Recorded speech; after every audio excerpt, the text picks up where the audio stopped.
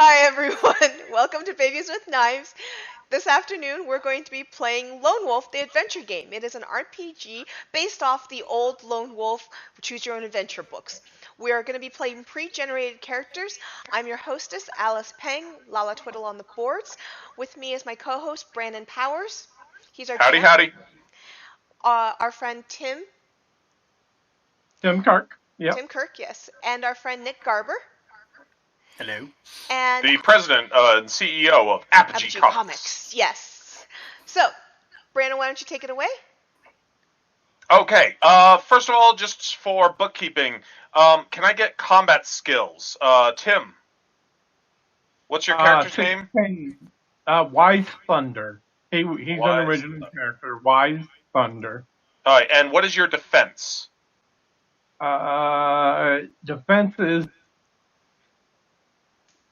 from his chainmail waistcoat. And what's the value on that? 2. 2, okay. Alice, what's your character's name? Bright Shield? Bright Shield, yes. Combat skill and defense.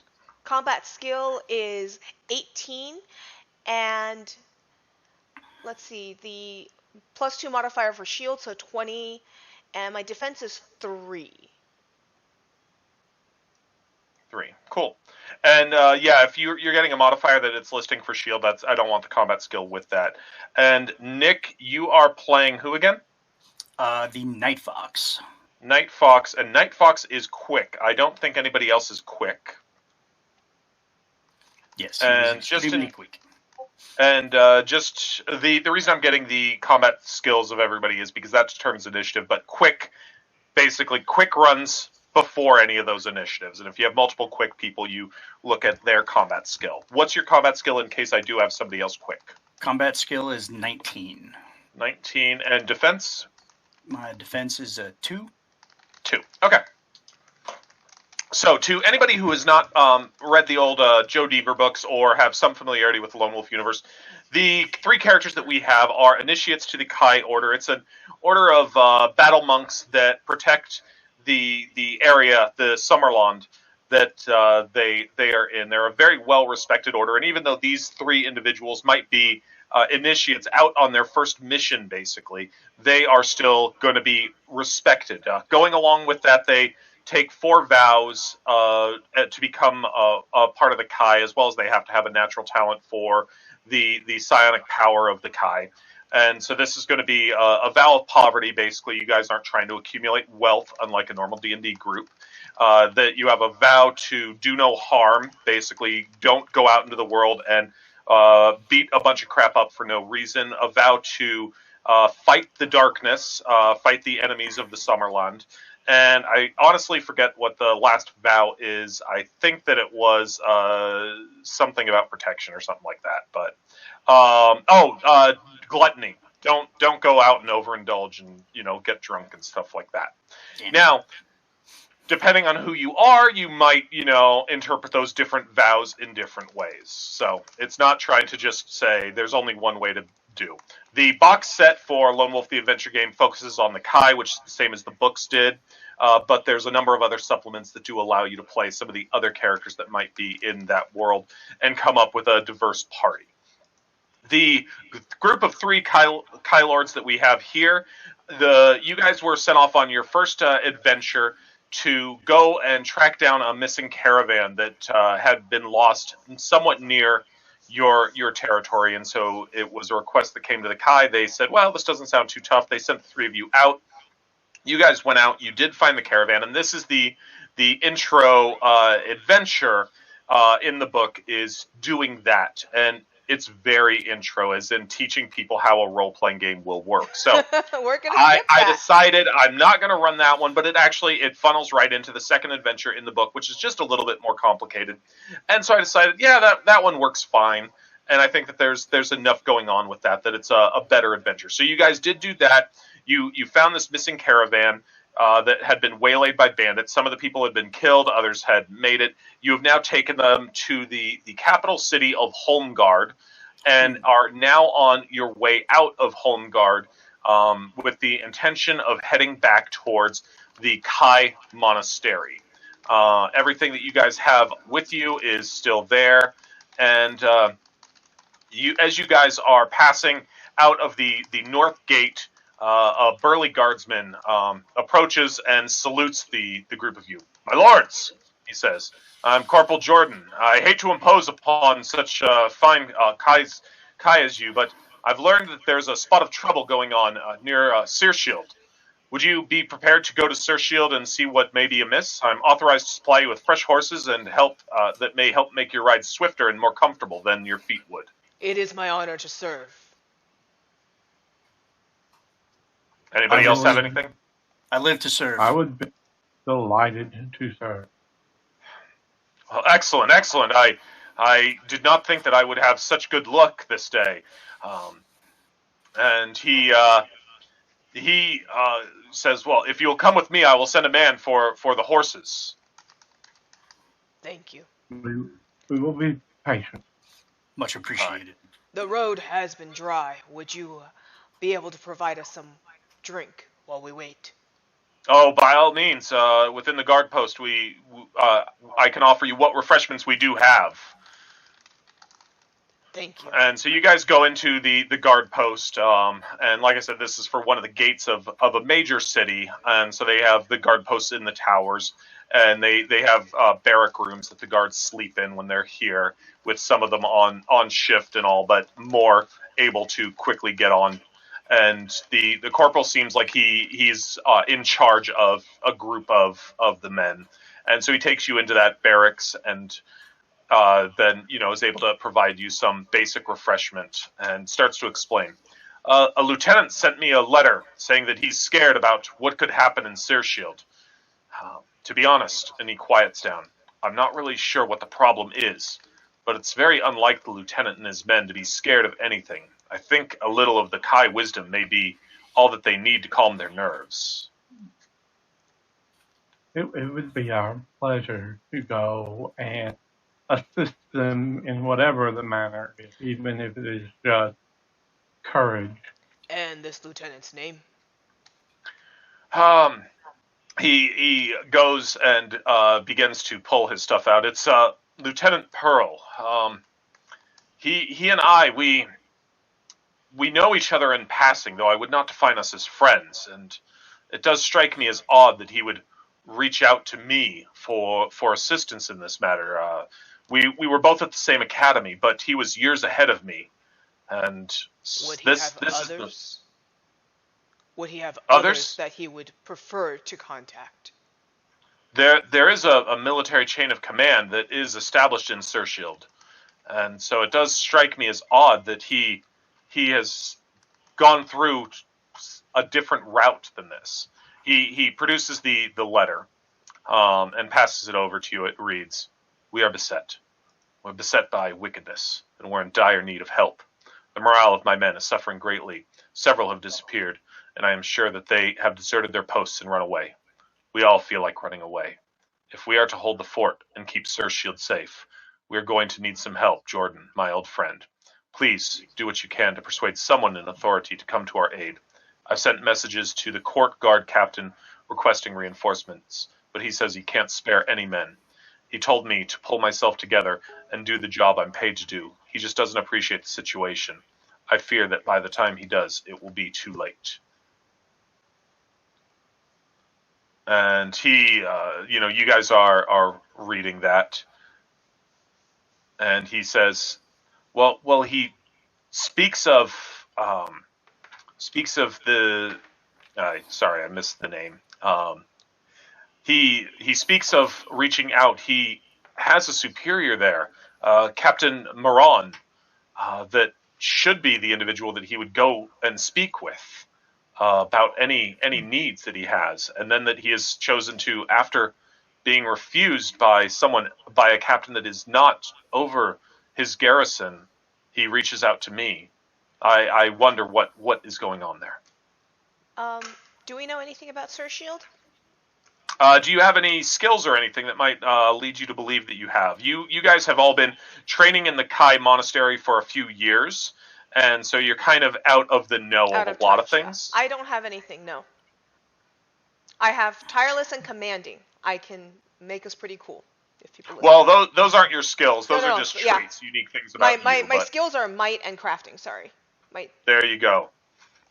Where are my skills at? And I'm My just, apologies. I read the wrong list out.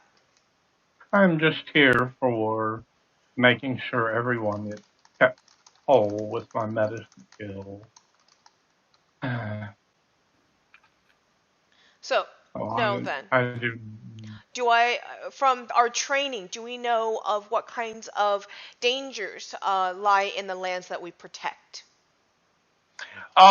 So the Summerland, which you guys are the elite protector force of outside of the military, but you would be the special forces type that they will ask, and there are all sorts of dangers that do lie within it. That there can be things both ancient and terrible lying beneath.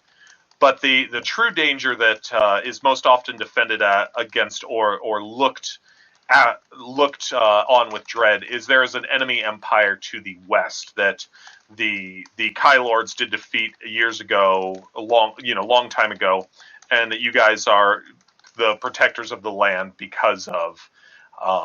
And so, but there are while there are many safe places, and the closer to home guard that you are, the safer things generally are considered to be. There are plenty of places that are not the safest place to go. In fact, there is a necropolis just outside of Homeguard that is not considered the safest place to be. Undead, or are there monsters, or are there Yes, creatures? yes, Okay. Yes and yes. yes. Okay. Servants of the Monsters, dark. undead, creatures, All sorts. Cool. All the things that go bump in the night. Yep. all the things lions that go and bump. tigers, and bears. Oh Oh my. my. We should leave at once. I agree. I think that would be wise. I fill my water, and I start saddling the horse that they give us. Yeah, so the man with the horse returns, and Corporal Jordan goes out and he inspects each one of them before allowing you guys to mount up. And he says, "You can't be too careful. I want to make certain that we're loaning horses worthy of the Kai." I make sure mine is smooth and comfortable. Thank you, Corporal Jordan. And as you check it, I assume you have animal kinship. Yep. Yeah, you can see that these are very good horses. That it is a horse in good condition, and so it looks like it has been cared for and is a strong member of its species.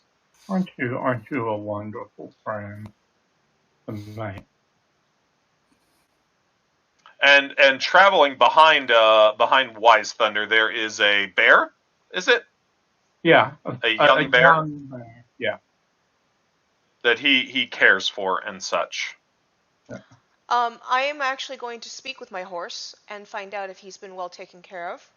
I'm also going to find out if he has. I'm going to ask him where he has been traveling, where they have him sent back and forth.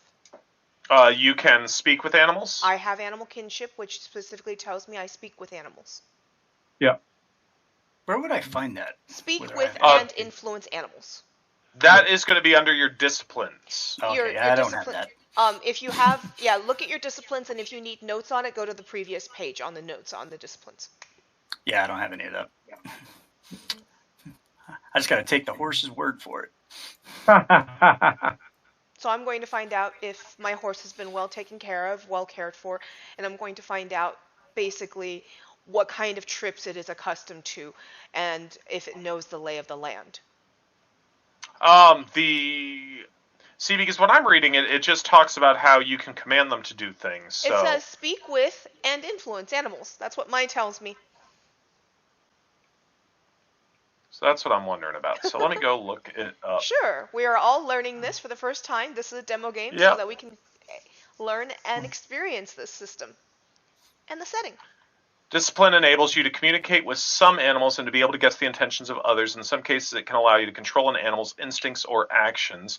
If you choose this discipline, it is. So yeah, discipline is, and that's the reason I provided you guys that document that does what things can do.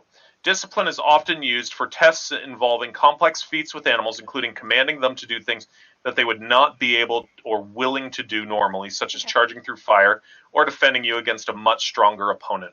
It is considered a serious breach of the Kai Lord's code to use an animal recklessly or endanger its life without great need. So that's more, is that you guys have a good empathy with animals and can get them to do the stuff that you want them to do. Sure. At that point, I will familiarize myself with the animal. I will also make certain that, just give him a look over, make sure that he is well taken care of. Yep. As I told Tim, and I'm you have that same feeling. Yep. Is that the animal is a fine member of its species. It is strong and looks like it has been well cared for, well groomed. Fantastic. Okay. And it's very possible, I'm not certain where you guys are reading that you talk to them, that might be at higher levels. You guys are at the most basic of 3 levels on these 5 disciplines that you have. The character sheet literally tells us speak with and influence animals. That's what it says on the notes. Gotcha. Well, people can talk to lots of animals. They might not talk back. Yes, they might not talk back. But yeah, I will make sure that we are ready. How long of a ride is it to Sherfield? Searshield? Searshield. Sorry, Searshield. My notes got covered up by 3 other panels. It is not exactly on your way home, but it is a longer road than you would normally take, because you'd normally go out north and it takes you out west instead, I believe what it is. I'm looking for my map to try and identify that. I don't know if it'll give me the actual distance. I believe it's a couple-day ride. Okay.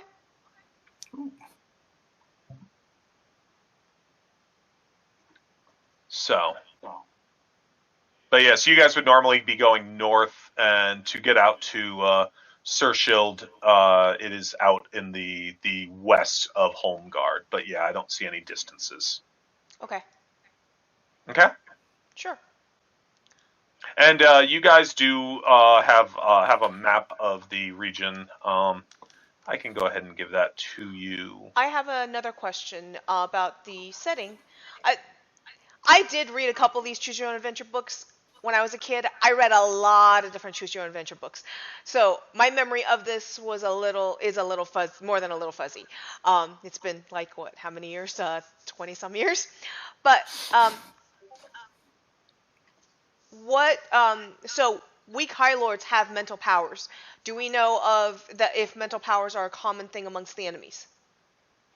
There are those that would have similar powers, or not similar, but enemy ability powers to mind control and such like that. Okay. Yeah. Great. Good to know. You might not know the specifics of what is out there, but you do know that you are not the only mystical things in the world. Yeah, and that's my concern right now. It sounds like their leadership is compromised. Sounds quite possibly true. So, alright. Anything before you guys hit the road? Not me. I think my horse has a little bit of an attitude, but I like it. Okay. Well, he learned from you. Yes. You name him Walt. Of course I did. Of course I did. That makes sense. It does make a lot of sense. Wise Thunder, what's your bear's name? White Claw. Because on each of his paws, there's at least one white claw that stands out against the normally black claws of this particular bear. And what is his combat skill? His combat skill is 15, and his endurance is 19. Does he have a defense score? No, they don't. They don't give them anything like that. All right, so bear barding. Let's just get some bear barding. So, next page. Shortly after setting off along the west road from Home Guard, so basically you guys head out the north gate that you were going, but then take a circle around Home Guard to get to the west. Shortly after setting off along the west road from Holmgard, a cold wind begins to blow from the northeast, bringing with it a faint carnal smell. Only a few people are on the road, and they all seem to be in a hurry to reach their destinations. The horizon to the right of the road seems unusually dark, as if a storm is brewing. I'm going to you that smell in the air that you're talking about. Are we near, other than where we just left, near other civilizations, towns, and such? No, you're in an area around Holmgard that there will be passing people that will move through it and such, but the town is it's the capital city of the region, so it dominates a lot of Okay. what goes on there, and it is a region known as the Holmgard Pale because Holmgard dominates that area. What time of day is it? You guys, I'm assuming, would have been leaving in the morning. So you probably spent about an hour while they got horses and talking with the corporal. Okay. Does the dark sky look more like smoke? Is it kind of rising as we pass?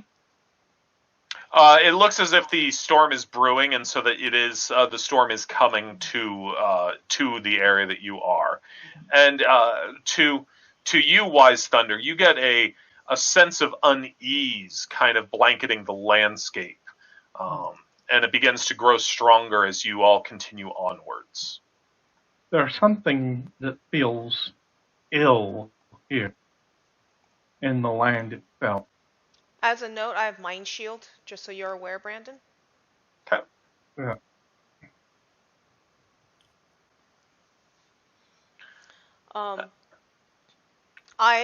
As we are moving through, I will be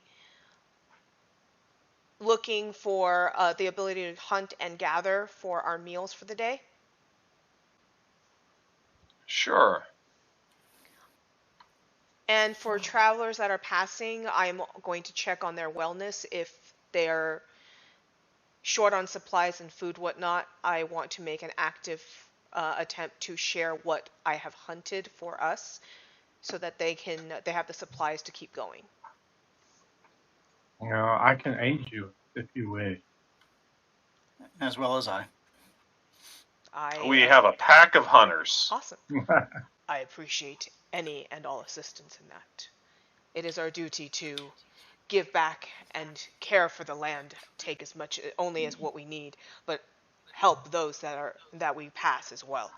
They are people of our land. And I will focus on more like vegetables, fruit, and edible fungi stuff. My character's not a fan of eating living things if he can get away with it. I mean, he'll still eat. No, you kill him first. But Problem solved. So, do all of you guys have the hunting discipline? I have the hunting Yes. discipline. I have a hunting discipline and I tracking. have the hunting discipline. So, what hunting does, and it's kind of cool. We to have a don't group that starve. entirely has it. Yeah, is so this is by all means an advancement of the old Lone Wolf Choose Your Own Adventures, and I did the first book the other night, just kind of reading through it, and it's amazing how much of the stuff still lines up. But yeah, you do not need to cross off a meal when instructed to eat, just like in the old game, which would cost you endurance if you can't eat. And so it tries to simplify things while also giving you a system on some of it, just like that old game. Feeding yourself takes no significant time. Basically, since you guys are all hunting for yourselves, you're able to subsist without any problem finding food and water. You can also set traps in the nature areas and such, and you can spend time to hunt for other people. I do craft, so I can craft traps and such like that and other stuff. I'm also tireless, Brandon, meaning that meaning I only need 3 hours of sleep a night. Where most of the characters assume 6 hours of sleep. Yeah. So But yes, the people who you do meet, many of them are deferential to you guys, and the Bright Shield's offer of food to groups that might look like they are in need, might look more like pilgrims and such that are not well off, rather than merchants traveling the roads, is appreciated. As you guys continue to go, um, an overgrown byway branches off of the west road. Dead weeds and thorny briars are sandwiched between the ancient cobblestones, evidence that that path is rarely used. A cold wind blows and the oppressive gloom intensifies. Your horses begin to get nervous, and the two of you with animal empathy can definitely feel their nervousness, their agitation growing. And the two of you are able to keep them more calm. Nick's Walt is just acting up. Damn it, Walt. Not Easy, boy. not Easy. talk. If you would keep the nothing is very wrong. The animal sound. And then you guys hear a cry coming from the northeast. The sound is muffled, but it sounds like there's one word that is unmistakable. Help! Okay, direct my spear that way and head that way. I head that way as well. A little more cautious. Okay. I am not being so cautious. I do ready my shield as well. Okay. Nick, what about you? I'm going to take Alice's lead. Forgot your character name. Bright Shield. Bright Shield. I'm going to assist Bright Shield. Okay. So, For Wise Thunder and White Claw are coming in a little slower, but while Bright Shield and Night Fox are going up quick. For character description, by the way, the portrait they gave me is this blonde Nordic-looking man, big and strong, with a chain shirt, actually chain mail because it goes a bit down, spear and shield, big golden beard with a big golden mustache. Very Nordic-looking man. I like it. With blue eyes. What about you, Nick? What does your guy look like? Let's see here. And I am commanding. That is literally on my character sheet on one of my traits. So I appear to be Caucasian with a leather belt, a green tunic, suede boots, a green cloak with hood, and it looks like some sort of like brooch thing on the cloak with a signet on it. And I have a bow and arrow and a quiver. I, on the other hand, Wise Thunder is not a big man, but he's tall, he's more slender, and slightly because he stays outside a lot more than he stays indoors. Well tanned because of that, with darker brown that he keeps pulled back and tied behind him. And he carries a pack.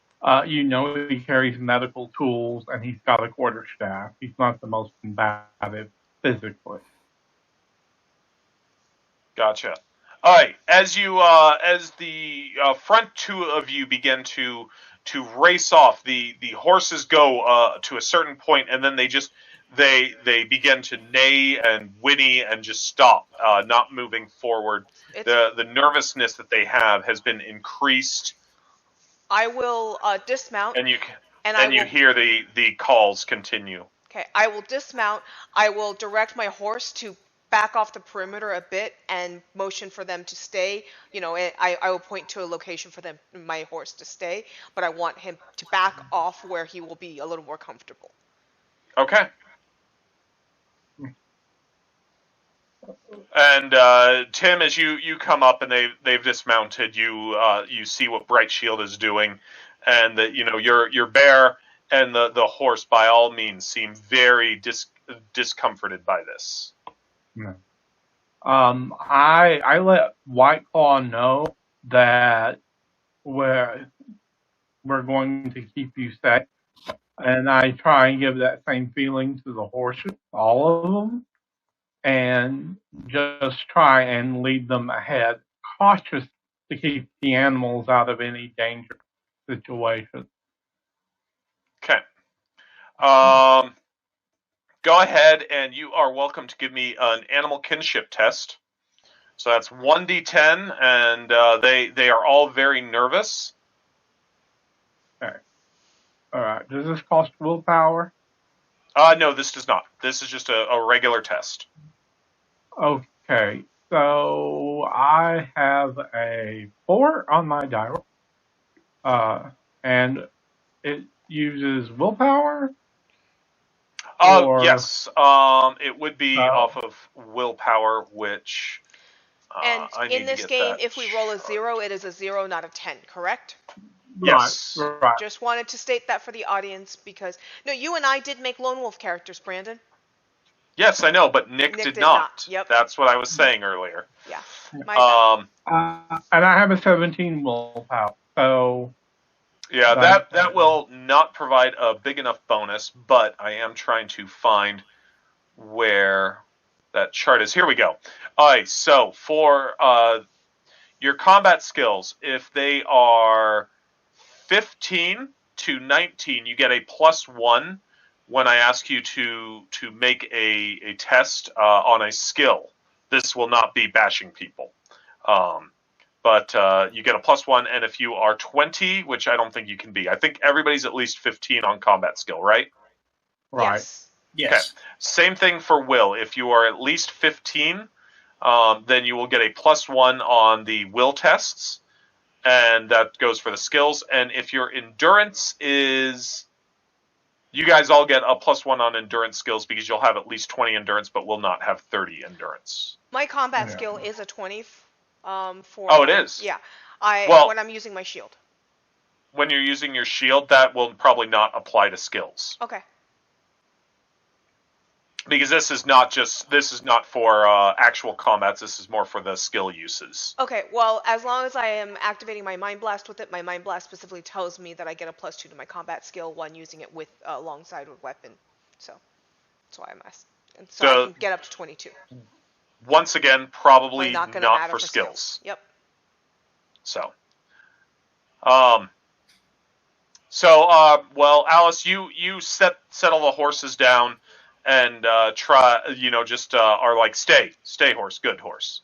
No, he's doing that. I set my horse that way and said, then stay. Yes. Okay. So stay horse. Yep. Tim is, on the other hand, trying to get the animals to come with them. Yeah. Just so they can be protected. Yeah. So, and then you and Nick continue on foot. Tim, Wise Thunder comes up and tries to negotiate with the animals. And spends a little time doing that, but they will not move.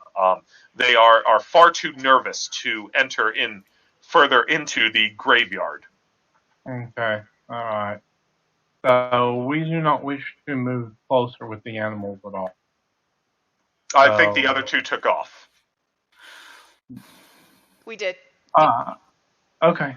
I'm going to leave them here and leave the bear to defend them. Okay. Wyckoff, please guard them. Be safe with them. And I will try and follow the others. But I am being stealthy as I can, sliding through the area using my stealth skill. Okay. Do you have stealth or camouflage or both? I just have stealth. Just have stealth. Okay. So as you, the two of you that are in the lead, you move up and continue up, and you hear in the back, as Wise Thunder talks to his bear. You follow your ears towards the cries. Cracked gravestones and weathered crypts surround you, overgrown with thorny briars. The path you follow through the city of the dead comprises faded mosaic tiles, embellished with ancient script, their meanings lost to the age and exposure to the elements. Up ahead, the mist parts, and you are able to make out three figures in the center of a low-walled enclosure. Two of them appear to be teenagers who have fallen or fainted, while a third figure, cloaked in black, advances upon them with a notched sword raised threateningly. The armed figure stops its advance as you approach and spins around to face and appraise you. It has a skull-like face with parchment-thin skin stretched across its cadaverous features in a repulsive mask. Rasping laughter cackles from the creature's hollow throat before it deigns to speak with you. I crave not your blood, fledgling minions of the Kai. I have no quarrel with you. It is these two young thieves who have desecrated my tomb in search of treasure. Stand back and do not come any closer. I intend to take my revenge upon them and hew the flesh from their bones.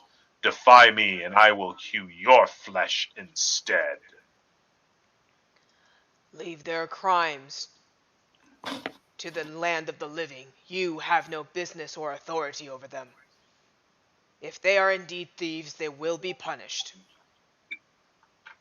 And there is a picture for you guys of what this dude looks like. Creepy, creepy. Definitely creepy. Ooh, very creepy. I thought the art was really awesome in some of these. Yeah. Yeah, That's really cool. nice. Oh, the map. I'm gonna have the map. Very cool. Your courts of the living would not seek to punish them appropriately. I have the final solution for them. Which would only bring them to your world to suffer in eternity. As eternity is all suffering for us. It would not It change is. their ways, and they would only maintain as thieves in your world.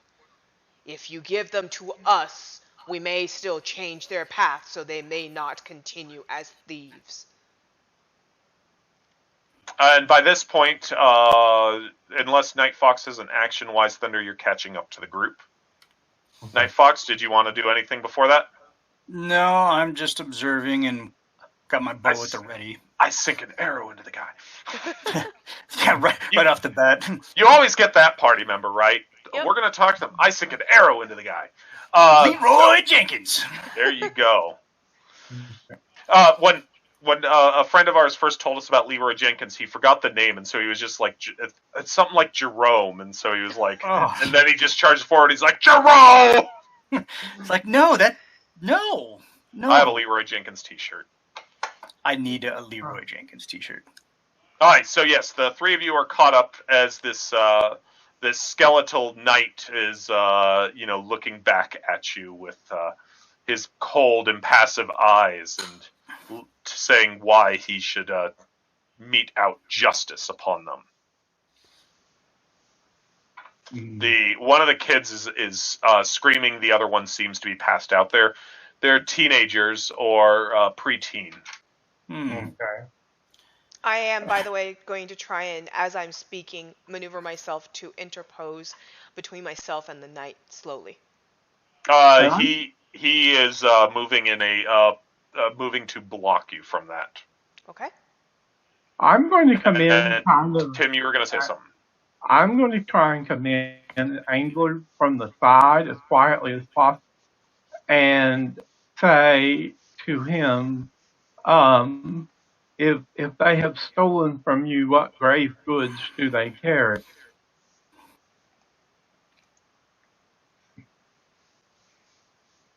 They have desecrated my tomb in search of treasure. They found not what they sought.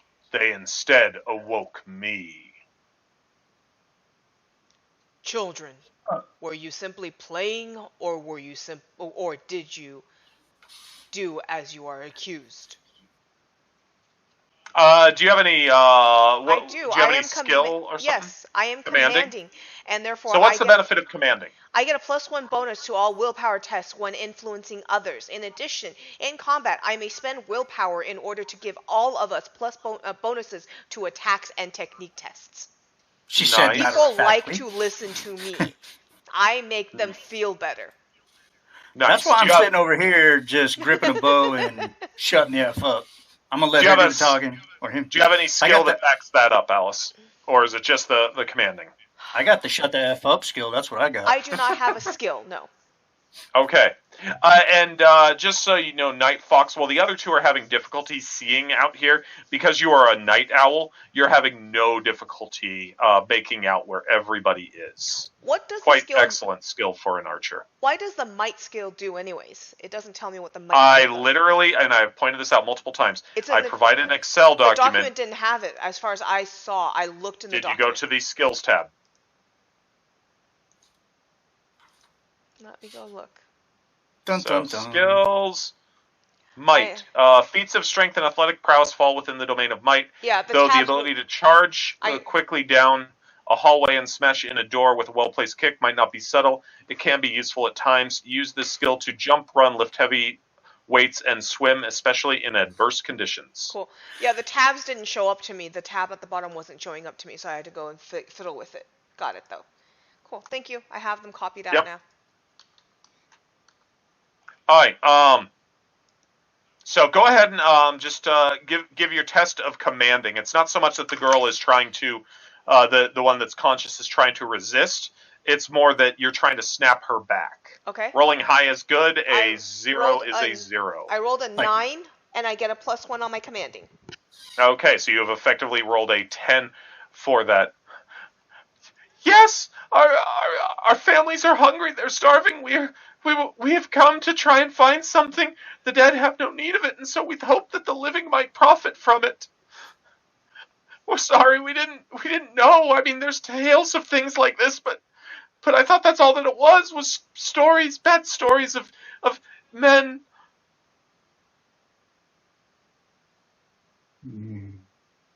And scene. You're right. You guys have fun. We're gonna get back to our horses. I Best look of luck, to dudes. I look to the undead knight. As you hear, the children meant, and the children have already learned from their mistake. Allow the world of the living to see to their punishment. They still have far too much potential to be snuffed out so quick. They can redeem themselves and have the potential for great things.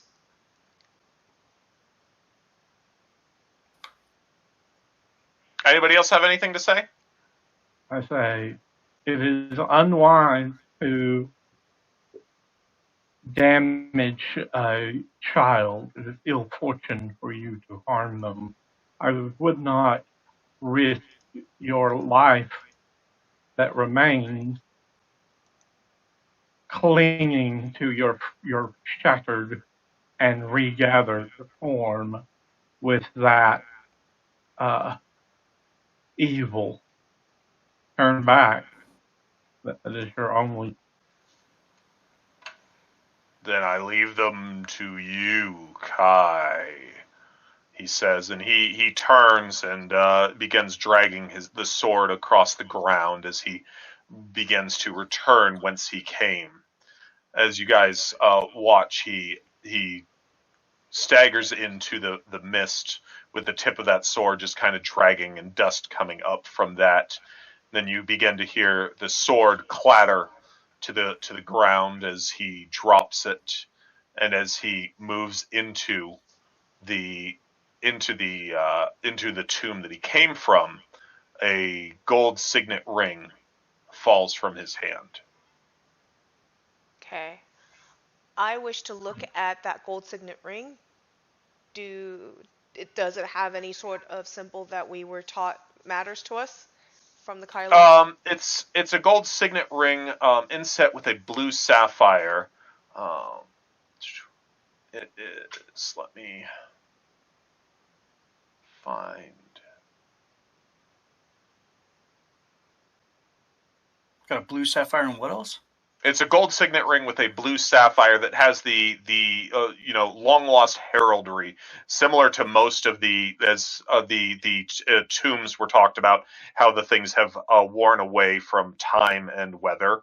Mm-hmm. That you don't know what they were. You similarly do not recognize the heraldry that this was, but it's obvious that it was something of the knights at one time. I would like to, unless anybody here objects, I will pick up the ring and I wish to return it to that tomb. and I am willing to go alone to take it back to the tomb so that you two can handle the kids if you want. I will see to the children. You two may go on. I examine the unconscious one for wounds. Oh my god! Oh, what was that? I don't really understand what's going on. This is the older of the two. Something dark has disturbed the dead here. They need to be left in. Do not be afraid, we are here.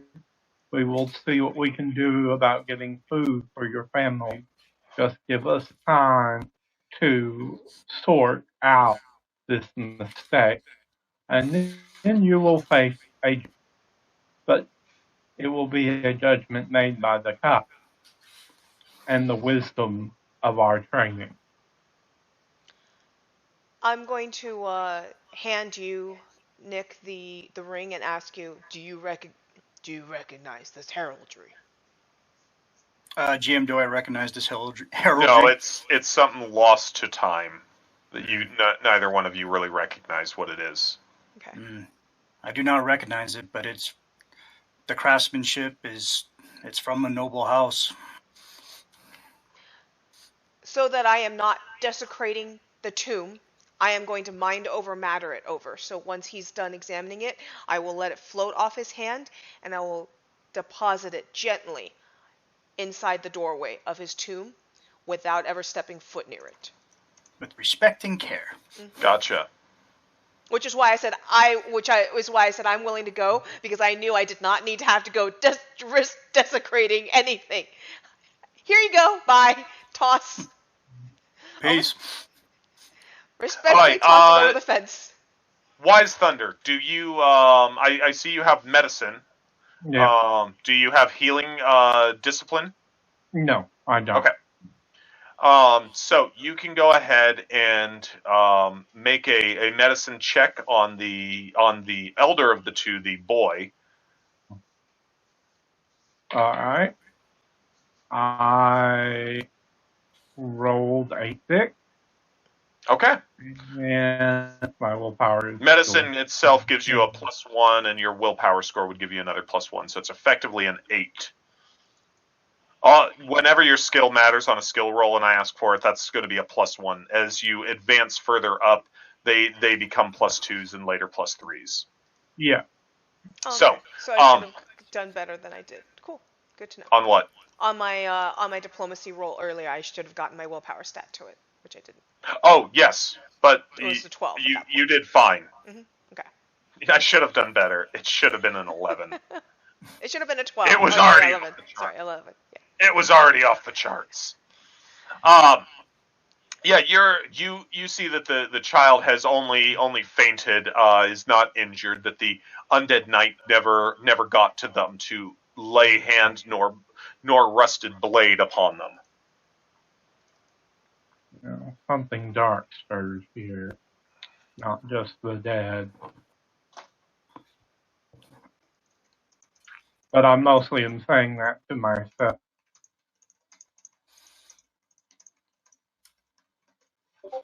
Aye. The other two come back to you after having telekinetically replaced the ring that dropped from the undead knight's finger into his tomb. What does the potion of Lamspur do, by the way? It will restore 4 endurance. Okay, because I know that at least one person in this group has one. Yeah, I've got that too. That's you. I knew that you. I'm getting a phone call, so I will be right back. Okay. Okay. We'll see you soon, Wise Thunder. So, Hello? You want to mute him, Alice? No, I can't. You need to. Oh, why do I need to? You started the freaking call. Oh, he's coming back. Okay, it was a spam call. Okay. Future note, Tim, when you do that, mute yourself before you go. Okay. Thanks. Okay. So it sounds like we continue on. So you have 2 kids right there. Oh yes, we take our So. Yeah, Brandon, I told you we continue on. I said what I said. Where are your family? Where do you reside? The girl that's young, you don't even think she's a teen yet. Huh? Our father's a stonemason, and he lives in the village. He hasn't been able to work, and we're hungry. Which village? She points. It's back that way, I think. I'm kind of lost. Okay. Oh. Night Fox, can you find the track that they I'm dragged sorry. in? Night Fox, can you find the track that brought them in here? Perhaps we can follow them back to the road. Yes, of course. Tracking. Follow and read tracks. I can do that. Yes, you do. You have tracking. Okay. Do I just do that, or is it a roll? Let's go look up what tracking specifically says it does. Since I don't know any of the disciplines on. It Yeah. says you can make a tracking test to find out more about tracks and paths you find. If an area has no tracks in it, you can make a test to reveal information about the kind of area you are in and what creatures or natives might be found nearby. You may also make a tracking test to gain insight as to what areas of significance there could be nearby. So yes, you make a that's test. pretty cool. Well, I'm gonna, following their tracks is not a hard thing by any means. The as you are, start looking for the way that they have come, you do pick up on the two kids, and they came in very obviously carefree, and were not respectful of the area that they were in by any means. Is what the path would tell you, the way that they were moving and such like that. Okay, so are we treating tracking like a passive skill? You just do it? It depends. On this one, I'm giving it to you as a without a roll, but you would be spending time doing it to follow the tracks, to find the fallen leaves of Lorien. The fallen leaves. Okay, I begin tracking their way back. I'm going to put one of the kids on my horse, and I'm going to be walking my horse, a ways from where Night Fox is tracking. If both kids can fit on my horse, I'll happily put both of them on my horse. If nobody else wants one on their horse. I'll put one on my horse as well. Sure. As you guys leave and you leave the graveyard behind, the two of them begin to brighten up and start asking all sorts of questions. So all of you are Kai Lords. So you have fought evil things like the Geox. Mm. It is wiser to know when not to fight. Yeah, but I'm certain that many enemies have stained your blade. Stories of glory are not something I indulge in. What about you, Night Fox? Do you indulge in stories of glory? I'm afraid not. I bet White Claw would tell us about stories of glory. Arrgh! Yes, White Claw wishes to tell you the story of his mighty glory in capturing salmon for he once had. Like evil salmon? No, just that. I bet they tasted good. Just because you hear stories of our greatness, we are but servants of the sun. Sometimes it is not a glorious task. As you saw, we did not choose to battle a spirit that was merely upset and needed to be returned. I bet you could have kicked his ass. Pole, you're not supposed to use words like that.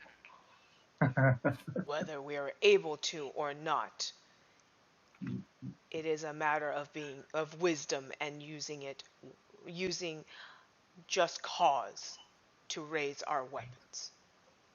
So you guys do travel back, and you find the stonemason's assistant, the father, Tomas, at the house.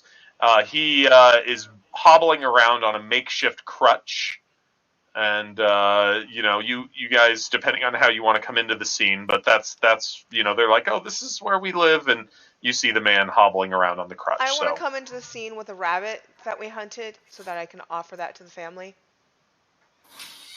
okay. I also want to examine. Sir, we have found your children. They were lost outside, and they have unfortunately disturbed a graveyard that was not welcoming. Um, do you have any task you would like to give them for punishment? They were attempting an act of grave robbing to help your family. Oh, Lauren, you should not do these things. This is terrible. This dishonors not only us, but those that have come before us. And the fact that you have brought, I thank the Kai that you have found them in such a situation. But you have brought Kai lords away from important duties of theirs. Both of you, you will go to your rooms and think about what you have done, and we will devise a punishment for you. Is your wound brief? What's that? Is your wound brief, sir? I am Wise Thunder, and this is Night Fox and Bright Shield. But I wanted to know if your wound was recent. It is not old, but it is not young either. I have lived with it for many months and have been unable to do my job because of it. I'm an assistant stonemason, and I was injured by a block of falling stone that smashed my leg. Oh, that is unfortunate. We bring you food. My Sorry, go ahead. No, go ahead, make your offer. We bring you food for this evening. It should help you for the time being. We are on business, but I intend to come back once our business is concluded and see if I can be of assistance to your family in finding you a new job. I would not wish to trouble the Kai. Certainly, you have duties that lead you elsewhere. The defense of our homeland. You are a member of this homeland, and you are, by our oath, someone we are sworn to protect. That is our duty. It is not taking away from anything. We have an oath to help others.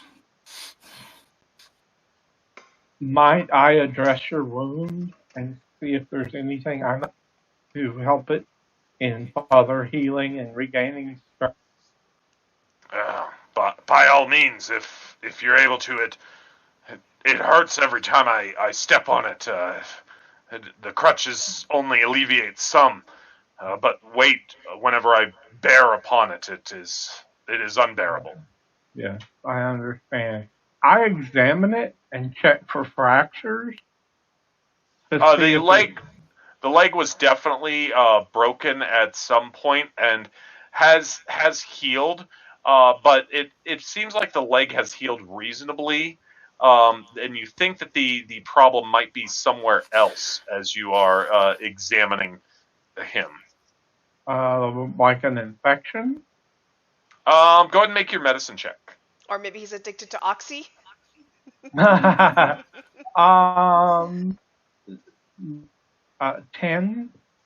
Ooh. I mean, a 9 plus 1 Yep. for my willpower bonus. So yeah, well the leg is by no means going to ever be acting as it's new. It is it has healed reasonably. However, you think that the way that he is describing it, that he might have a nerve that has became basically trapped while things healed, either in his leg or possibly in his back because of it.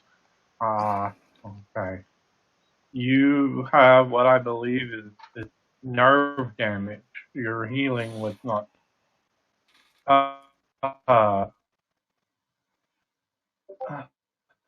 Would a potion of Lomstar help him? No, you think that you do think that Nick's wearing no pants. That's the reason he has to turn his camera off to go to the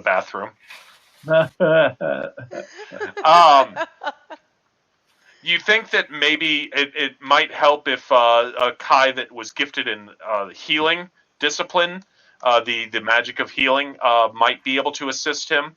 You think that with medicine, maybe something, but it would be a very hard thing to do and take a great deal of time to try and bring him about. But the Llama Spur potions aren't going to be dealing with that. They're more like the fatigue of the body and the mind. Okay. All right. Uh, Sir, I think it is best if you rest your leg regularly, and I will see if we can find a Kai with the gift of healing to send your way and see what they can do for you when we eventually return to the monastery. That, Because that you will is be in far too pain. kind. You will still be in pain. However, for the time being, I wish there was more I could. So the family hosts you for the evening. They take your rabbit, and they also Given the offer time, to. given the time restraint, I would like us to move on tonight if nobody else Okay. objects. We Yeah. don't know how much time or how little time we have, and I'm willing to take watch at night. But the more time we take, the worse things can be. Well, I got night owl, so I'm. Cool. So you I and I can- are fine working nights. Yeah, yeah. We love the graveyard. I, on the other hand, am going to sleep along with the bear and probably the horse. But yeah, I'd like to keep going because we have a theoretical time limit that we don't know how long. So. So I'm going in the horse, on the horse, tie myself to it. Well, I still need to sleep a little bit, but yeah, I mean, I can be up a lot longer. So I figure that we can move. We burned a lot of time here. I don't want to spend the night here as much as they're Okay. gracious. Basically make your excuses. We don't want your stinking food. We want out of your hovel, things like that. And you I'm leave. gonna leave that job to Night Fox. I'm certain well. Night Fox is really good at saying that. Yes, Night Fox is like I roll stealth as I just kind of back away. Yep, exactly. I'm Homer Come Simpson on, disappearing Walt, in the let's bush. go. Yep. Y'all be So cool now, you hear? we established that you're clearly not wearing pants since when you get up to use the bathroom, you turned your camera off. I am wearing pants, short pants. AKA boxers. Hey, AKA, I think these are swim trunks, but they don't have the internal lining, so they're more like board shorts. Which, being a kid from Cali, I mean, practically a second skin. I'm sure. I'm pretty sure I was born already wearing something similar. As you guys continue on, and the remainder of the journey is uneventful, and the gloomy shroud of the grave of the ancients is soon left far behind. When you reach Sir Shield, you discover that it is a garrison town and a trading post. The people of Sir Shield are a mix of farmers, merchants, and garrison soldiers. You receive a warm welcome as you enter the gate in the palisade wall that surrounds the perimeter of this settlement. It doesn't take long for news of your arrival to spread. When you guys arrive, I'm assuming you ask about Pearl. Yeah, and that was the lieutenant, right? Yes. Pearl? Yeah, Lieutenant. that's the guy that sent the note. I'm not taking Pearl, notes. eh? I'm trying to increase my memory. Perle, he's a good officer, but he's not stationed here. He's up at Fort Dernspa. That's where you'll find him. Has he always been stationed in I Durnspa? couldn't say always by any, sir, but my lord, but he's been there for for several months, worse at least. So Has he sent word of any troubles here? well, you might, if you wanted to know about that, I'd advise maybe you talk to Mayor Traynor. I guess we will speak with Mayor Traynor. This is starting to sound more and more bizarre. Mhm. When was the last time the lieutenant was here? I don't know if Lieutenant's how long ago he's been here. I don't think he's left his post for a while. It's a bit below a lieutenant for to guard supplies, and generally we'll hire guards for that kind of thing. No quartermaster, anybody from that Lieutenant Pearl's garrison has come here for supplies? Oh, by all means, men will come down at times. I'd they get regular supply train supplies brought up to them and all.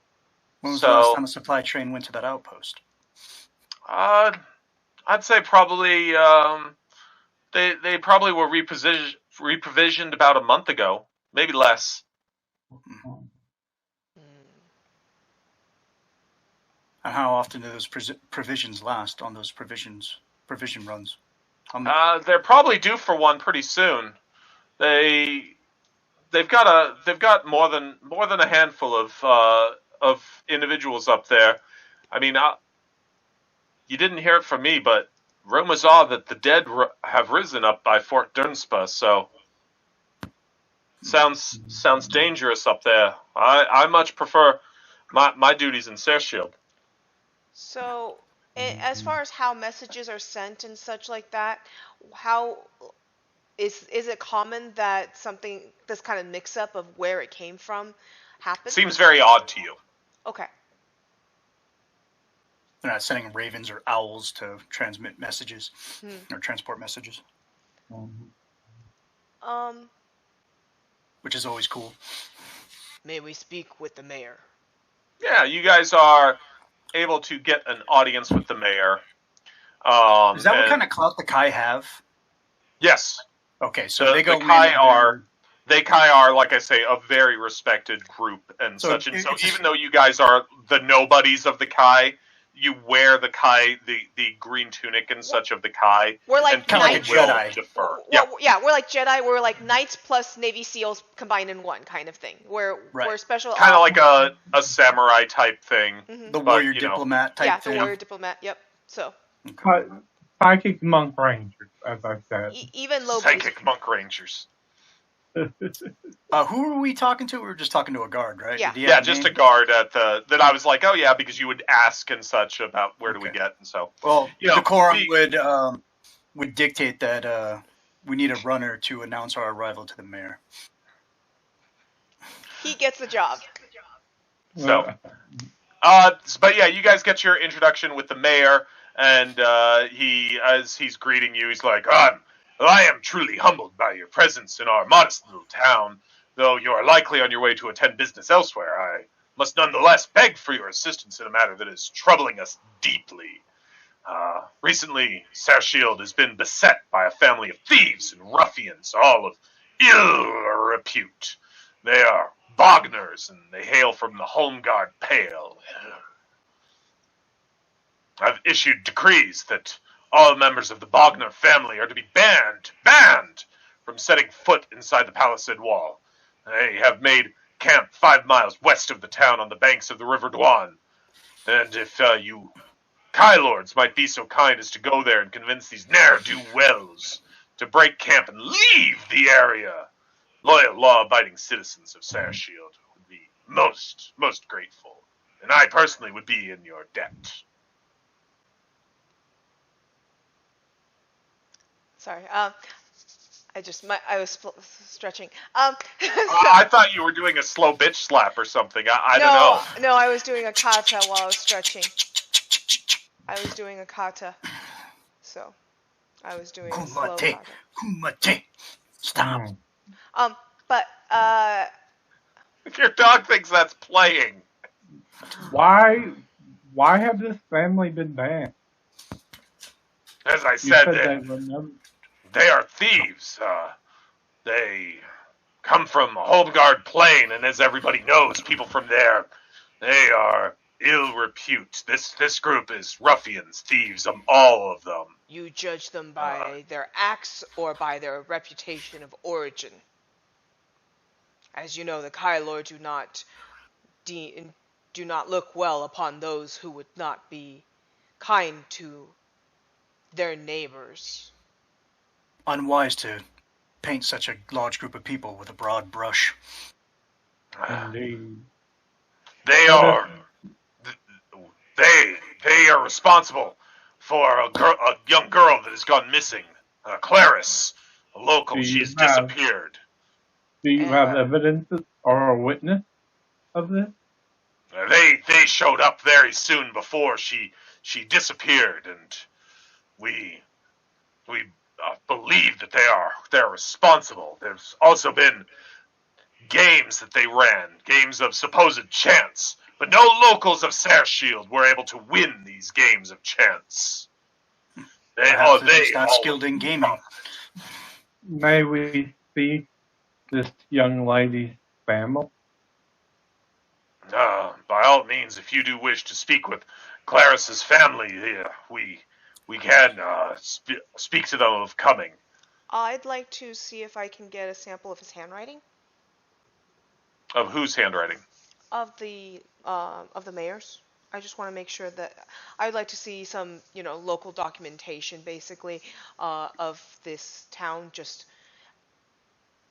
Okay, how are you trying to achieve that, dude? No. Sign your name and show me your documents. No, sorry. This is a Kylord shakedown. No. Oh, I ask for a decree, because he said that it was games of chance, and apparently that doesn't really happen in Outpost. So there must be a decree that banning that from there. Mhm. So that there has to be something written and signed by the mayor. Finally, we have been laboring under a curse that they did put upon us. Milk is soured, stillborn births of a farmer's calf, and bottles of wine have turned to vinegar within the cellars. These are clear and obvious signs of the curse that we labor under. Well, there are many dark things, but they are not always human type or human.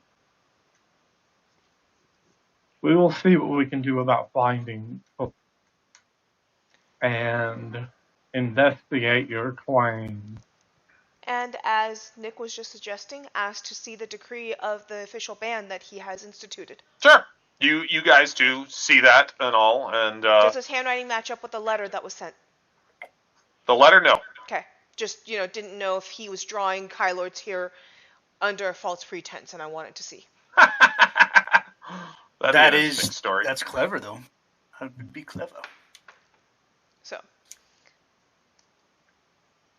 So yeah, he's able to produce the decree and such and such. All, and yes, the Bogners from the Home Guard Pale have been banned from town, lest they be put into the stocks and such like that. Okay. Well then, I agree with the assessment that we should go and check this out for ourselves and see if they should get unbanned. Okay. Oh, I thought she was coming. I have been bribed with graham crackers. Pay unto Caesar that which is Caesar. Pay unto the GM that which is the... I'm bribing him on all of our behalfs. You didn't open them though, so. See, I need a Open it. wireless headset. Yeah, I gave you That's a what I need. fresh thing of graham crackers. Isn't that the best thing to do? Is it better to bribe the GM with an open canister of something or a full canister of something? A full and open canister. Well, how do you Of course, how it is being... how do you know it being it's full closed. if it might be opened already? Haha. Trust. You're saying I should not trust you. No, you I should trust me. understand now. You should trust There's me. a band of miscreants going around the fruit section licking ice. Be wary, my friends. Such weird people. Okay. Alright, so what are you guys going to do to investigate? We gotta travel, 5 miles to the west? Is that what it was? Sounds like it. Several miles. Okay. Well, we could be there in a number of hours. Alright, so you guys get back onto your horses and you ride out towards the river that they are said to have been camping on. Were we going to talk to the family first? Oh, Sure. yes. You guys wanted to do that? The family confirmed what the mayor has said. If there's questions that you guys have, by all How do they means, know we can... that the girl that went missing is it's this group's fault? They will tell you similar things. That it's just not like her to disappear. She's a good girl. She doesn't do bad things, and they showed up, and then she's gone. And so all of you definitely seem to be on without me mentioning it. But the town seems to distrust them and therefore be blaming them for things, whether or not they may be responsible. Oh, so we got a little social commentary going here. I like it. How about I travel west and scout out the location of where that family is while you guys question the girl? Sounds fantastic to me. Go for it. Okay. I hop on my noble steed, who gives me attitude, and I head west. All right. You head west while they're talking to the family, and they'll catch up. So, question for you: do you have camouflage? I do. All right, and do you have stealth? I don't think I have stealth, but I do have camouflage. Let me check real quick. Stealth would be a skill. Let me check under Night Fox. Yes, you have stealth and you have writing for your skills. So yes, okay. So because you have both stealth and camouflage, basically, unless I have a real good reason of making you roll, I should just be like, Nick, you are one stealthy mother effer, and my guys aren't going to notice you unless they are, really on watch, really on point on that kind of thing, because you've got so much stacked in your favor. Damn right. Rangers lead the way. So, you head that 5 miles to the river, and you spot two. Let's see if we've got a description. That's the encampment. I'm a little too far. Bognar Camp is 5 miles from Sershild. The town mayor directs you to follow the road west and approach it by the Juan River. Look out for a track that branches off to the north. There's an old signpost at the junction, but its painted inscription is too faded to be read clearly. And also, as you guys are moving around, there is a large distrust of the Bognar. And Nick, you picked up on that before. But when you approach the junction, you find two men leaning nonchalantly on the old wooden signpost, dressed in colorful clothes replete with gaudy sashes and knitted woolen scarves. They do not appear to be armed. Are they like the gypsies of this world? That is the way that they are painted in this. I do not remember them from the books, if there was anything specific about them or not. But it's up to you if you want to investigate or just go, skirt around those two and continue on towards the encampment. I'm going to investigate. You said the clothes they were wearing were... What was the description again? Colorful clothes replete with gaudy sashes and knitted woolen scarves. Okay. Would that be something that... Gypsies, yeah. But money, because that stuff ain't cheap to have color. I would think. I don't know. I don't know how it operates in this world. My common sense would dictate that if you're going to start adding colors and sashes and gaudy stuff, which I'm just thinking like blinged out, I'm going to go investigate.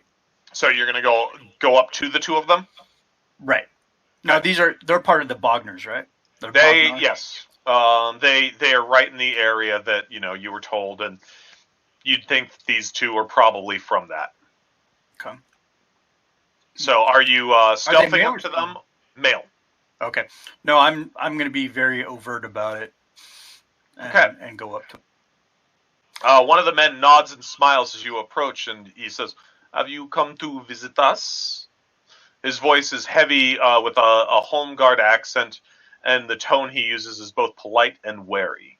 Ooh, polite and wary. So he's cordial but untrusting. So, greetings. I am Night Fox. And your names are? I am Niku, and this is Jom. Niku. And Jom? Jom.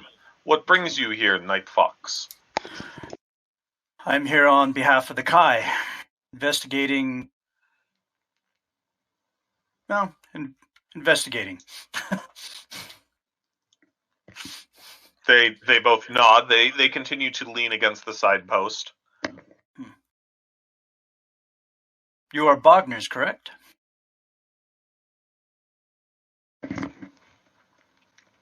He nods. Do you do much business out at the outpost to the east?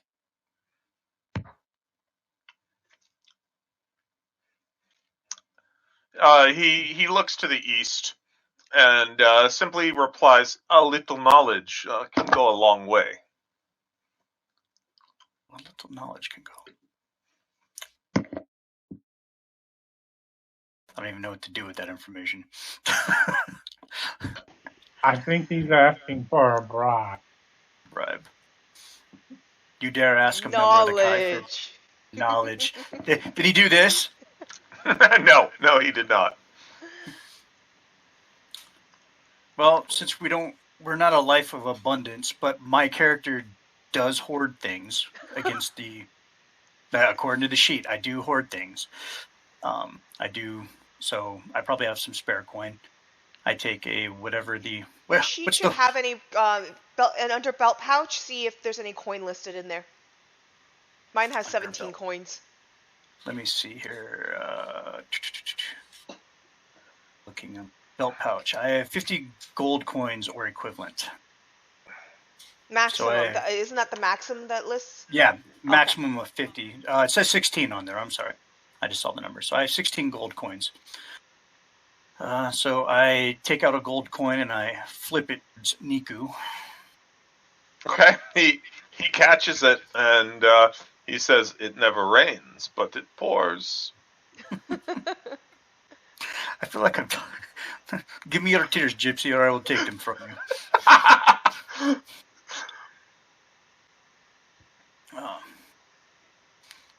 Do Bogner speak another language other than the basic or common language? No, they're just looking at them. By all means, take Gypsy. That's the read that I got from the mod. Okay. That I'm. Because if they did, I was going to try and attempt to speak with them in their own tongue to get rapport. But since they just have accents, we'll roll along with it. What can you tell me about the encampment to the east? The land belongs to no one. Riddles and games. I take out another gold coin and I flip it to Niku. Most people are not fit to rule themselves. I'm going to start running out of coin. I feel like you're putting it into one of those fortune machines. What I am is I'm putting it into Zoltar. Yeah, exactly. Zoltar machine. I'm so glad you went to do this, Nick. This is so entertaining. And I love improv and I love acting. So and I love fantasy, sci-fi, and all things geekery. So. Well, you should game with us more often. Keep going. Keep paying Zoltar. Keep down. Okay. Well, since I'm slowly going broke here talking to these two jackalopes, Golm and Niku, my horse is in need of water and food. Do you have a camp nearby? A strong sense of duty imprisons you. I nod my head confused. I mount my horse and I say, "Beware the evils of the east." And Brandon, the night is dark and full of terrors. If there's any sort of hero point system, can Nick please have one?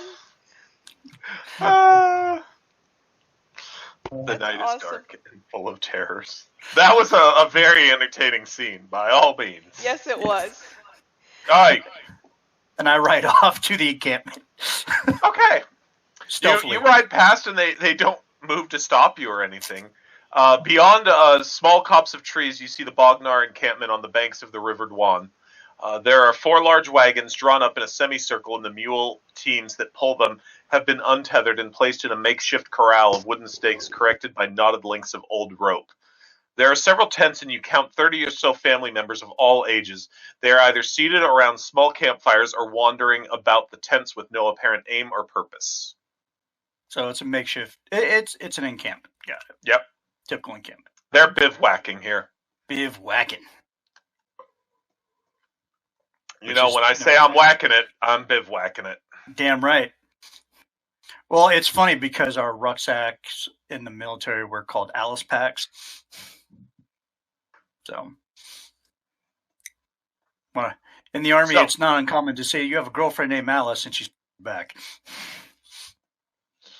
So you aren't being noticed by them. You left the two guys behind by a ways, and you don't think that they have passed you or anything.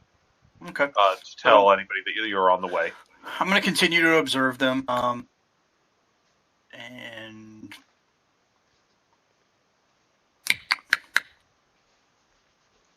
are you just going to observe until your team gets here? Yeah, but I'm not gonna. They're not gonna know where my exact location because I'm a camouflage and stealthy. Well, yeah, but so you'll notice them coming up because I'll notice them coming, and then I'll surreptitiously ride around Niku Glome or Golome and meet my party and convey the information that I gathered from. Do you have a ghillie suit? I do. So like in real life, yeah. He has the technique called camouflage. To Wise Thunder, White Claw, history of the ghillie suit, and Bright Shield. What are you guys doing in town? Well, you have sent Night Fox onto his excellent scouting mission, best scouting mission ever. Apparently, I do not have very good investigative skills. My interest, well, you know, we were gonna go talk to the girl's family, but I actually want to just get a sense of this town, and so I'm going to go shopping for supplies. If we want to split up, I'm okay with that. If he wants to go talk to the family, but I want to get a sense of this town, and the best way to get a sense of the town is shopping for supplies and the inn where people get drinks and food. So I'm going to go and get some food for the group, and I'm going to go and shop for some supplies. Sure. You get the sense that the town is, by all means, on serious edge. It's kind of like a powder keg that's going to blow soon.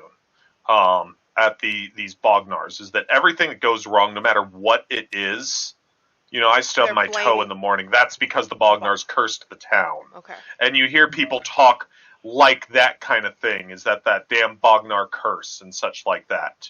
That one way or another, something is going to happen. And they're going to go hurt the Bognars soon if we don't do something about this. Yeah, they're going to hurt them soon if you don't hurt them first. I mean, deal with them first. And Tim, you were saying something. Yeah, I'm going to go talk to the family. Are the... sorry, I had a question. Are the Bognars, are they under the Summerland protection under the Kai Lords? So are they basically, they might be gypsies, but they are still citizens here that we protect and watch over, right? Yes, they are from the Home Guard Pale, so it's right around the town, the capital of Home Guard. Okay. Every time you say Pale, yes. I just keep thinking Theocracy, I'm sorry. Theocracy of the Pale. Okay, awesome so they are still under the Kai protection, so we don't want them going and making bad stuff with them. Cool. Yes. Yep. And so, yeah, Tim, like I said, the family, by all means, does seem to be blaming the gypsy people that they think they have taken their daughter. But they don't have proof. Might I see her room? They, by all means, are deferential to you and are willing to let you go and investigate things on that, especially with the hope that maybe you could get their daughter back. I'm going to check a room, see if anything is missing, obviously, that a young girl take with her. Sure. Is she trying to run away with someone, a boy, or, you know, just to get away from her home? Sure. You have Sixth Sense, I know. Yeah. Medicine and Stealth. Yeah, no investigation. So, Yeah, you go through the room, and you don't really notice that anything really out of the ordinary immediately. Go ahead and just roll a test. You have no skill that'll apply to it, alright. but you can get a +1 because of your willpower. Okay. 6 plus 1, 7. 7. You go through, and there isn't much that's missing, but you do notice that 2 of her outfits are not there. And when you non-creepily go through the laundry in the house, you don't find that another outfit that looks like it would belong to that same person, rather than just having one outfit missing. I see.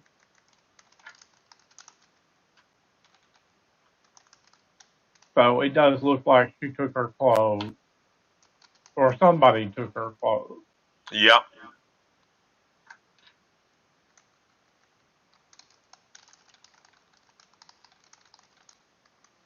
Okay, that's all I Oops, needed to wrong know. thing. That was not meant for you, Brandon. Sorry. Oh, now you're hiding things from me. Nah, it was meant for you and Nick, so you'll see it anyway. That was just meant for a different text. All right. You are the 2 of you ready to leave town at that point? Yep. Yeah. And by all means, this adventure, it's a pretty big adventure, as you guys see. You can do a lot more role-playing and such with it as you're going. And we're spending lots of time role-playing, but I also want to get to where, you get to pull out your bows and your spears and stab something repeatedly and for violence. But I'm having fun with when we do slow down and do our role-playing as well, and so I'm trying to judge where to slow and where to speed up.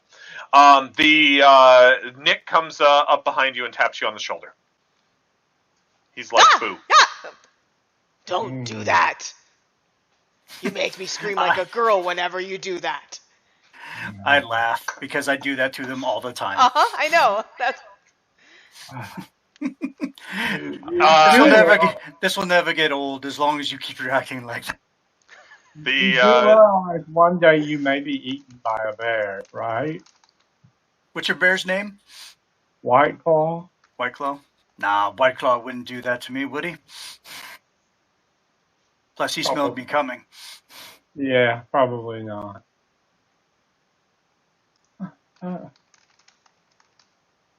So, it's your guys' scene at the moment. That doesn't mean I can't ask him to name you or something.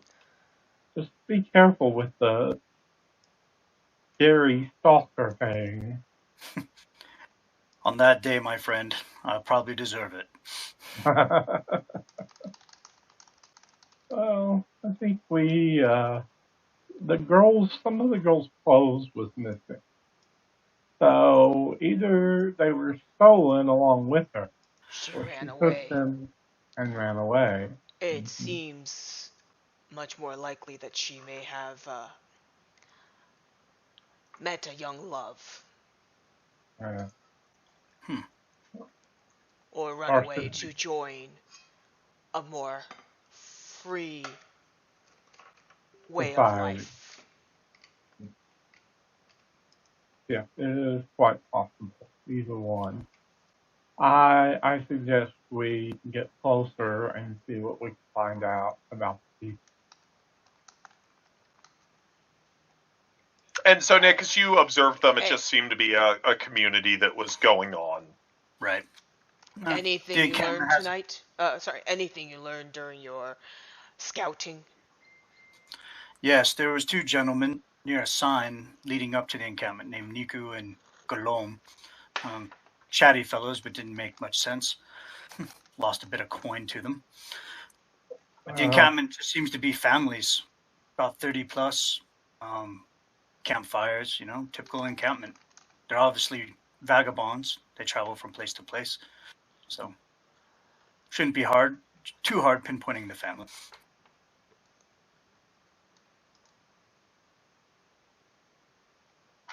Well, walk in and see what they have to say. Sure. As you approach the encampment, none of the Bognars turn to look in your direction or make eye contact with you. You're drawing close to the first tent when a woman in her mid-30s leaves one of the campfires and comes sauntering towards you. She has long, curly, dark hair, and she sports 2 large earrings made of tarnished silver. She comes and stands directly in front of you in the middle of the track with her hands on her hips. "What do you want?" she asks gruffly. We are here Well, to help settle a dispute. "What dispute? We are in no dispute with anyone." that is not what the town say. We hope to lift the ban that has been imposed upon your people. The town seems to very much have to, the town seems very much uneased by your presence, and several of the locals have threatened to cause you harm. She she says, "Fine, you come with me." And she turns and starts walking towards the middle of the encampment. I'm keeping watch for anybody who, young female nurse, like if she's not adjusted to the clothes or peeking out of a tent. Nick, you would have probably seen somebody that does not look like they're from the same ethnic stock while you were watching. She does not seem to be prisoner, but she is not here now. You do not notice her now. Okay. And he could have easily relayed, that to you guys. And Okay. so none of you see her now. The woman talking to you leads you up to this man, and she says, "This is our elder. This is Zilok." And he's a bald, pot-bellied man in his 60s that has multiple grandchildren perched on his knee. And similar to them, okay, that doesn't really come out well in that art. Bad chosen. Brown eyes and long gray beard, and he has brightly colored but poorly made clothes. These are not brightly colored clothes that Yeah. they have given us, other than No. the hat.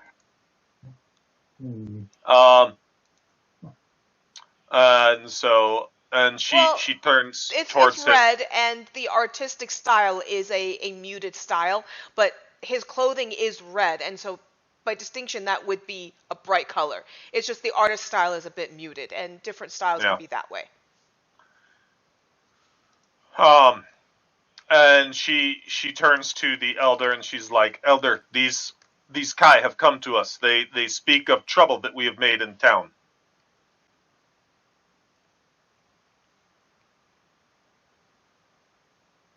Hello, sir. It is a pleasure to meet you. I am Wise Thunder. This is Night Fox. And the other one is Brightfield. The town seems to have a dispute with you. What Do you dispute have- do they have with us? They feel you have purchased them and have caused all manner of harm, such as wine souring and souring and stillborn cats, as well as cheating at gambling. Their Those primary Star concern. Shielders, they are mean-spirited and superstitious bunch of folks.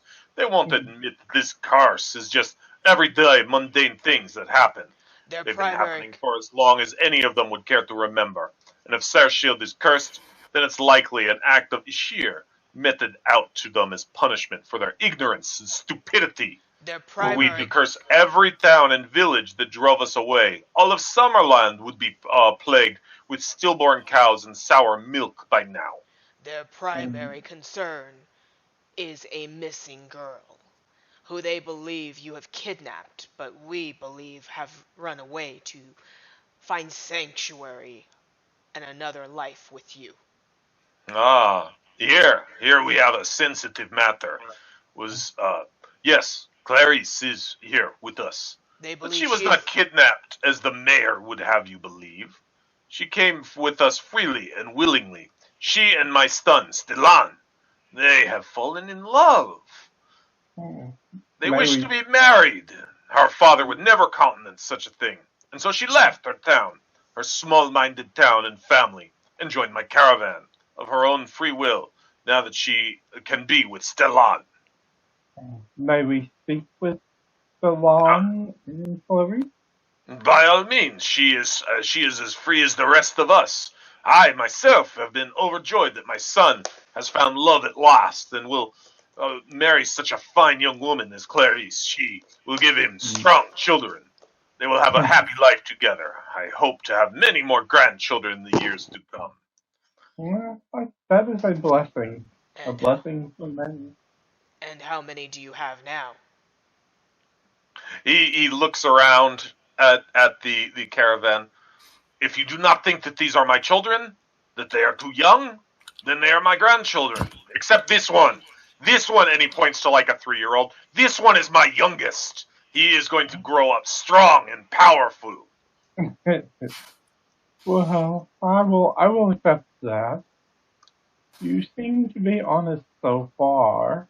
Your sixth sense Um, actually tells you that the man is willing to lie by all means. A dishonest man, but nothing about him has struck you in this interaction as yeah, uh, as being in that line. yeah. But robbing, cheating, taking advantage of people, you get the feel that these people would do any of those things, though they aren't Indeed. doing them to you now. Right. Which is why they were happy for gold just freely handed to them. Best scene. And most valuable scene award goes to Nick Garber. Well, sir, I trust you at most of your words. I I believe you are honest enough that we can speak with these lovers and see if we can work out some sort of means to aid the village without them getting more upset with you and yours. We would further be peace between you, if possible. So perhaps If we you wish to begin. speak to her, Nadja, he says, and the woman that was speaking to you earlier that led you to him, she walks back over. Has not been far. Take them to see Clarice, As we and head to find Clarice, I'm going to ask Night Fox, and what was your impression of this girl in your time observing the encampment? She did not seem to be a prisoner there. She seemed to be there of her own. Mhm. And she She seemed had no restraints, no bounds. She wasn't mistreated. In fact, she seemed to be very much part of the community. That seems that he is I indeed wor telling the truth. I worry for this caravan. If we Mhm. cannot get them moving, I doubt that we can stop the town from an uprising. In my time, I bought us some supplies while I was there. A bit of gathering of information. They seem ready to come with pitchforks and flails and torches, whatever they have around, if this isn't solved by us quickly. We need to find the cause of their hurt. I'm I Which afraid believe that the title of Kai won't do much to persuade them from trying to no, I which harm these means people.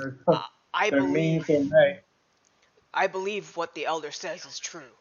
They are simply blaming everything that happens on a daily basis as a curse. The town's blacksmith got out of bed this morning and stubbed his toe at the edge of the bed, claims that he was cursed by these people. But That is not. that does not mean that there is not something dark going on. It just means there is nothing going on dark with these folks. There is a shadow of that town, but I don't think it's generated by these people. No, No. but I don't believe that the shadow is caused here. I believe we I believe Lieutenant Pearl has beckoned us to the cause. It seems to Yeah. continue to gather in that direction, and the longer we spend here, the worse things get. Yeah. Let us just speak with the girl momentarily, and then we may move on. So, the woman that's guiding you walks up to a tent and calls her name. A few moments later, a young woman leaves the tent and smiles. She's obviously of the some lending descent, in her late teens, blonde hair, fair complexion, as opposed to them that have a darker complexion and darker hair. Um, and the woman quickly explains that you have come to speak with her, and she walks over to you, and with a curtsy, she's like, "Kylords?" Yeah. We are Tyrod. My If name is White Thunder. You are Clarice. I am. Hello, Clarice. I am You're Bright kind of creepy. I am This Bright Shield. one, Your family has been quite concerned about you. you might wish to write them a letter that we could take back when we I, return in that way. I have a letter actually, but I knew of none that would take it without having tried to take me.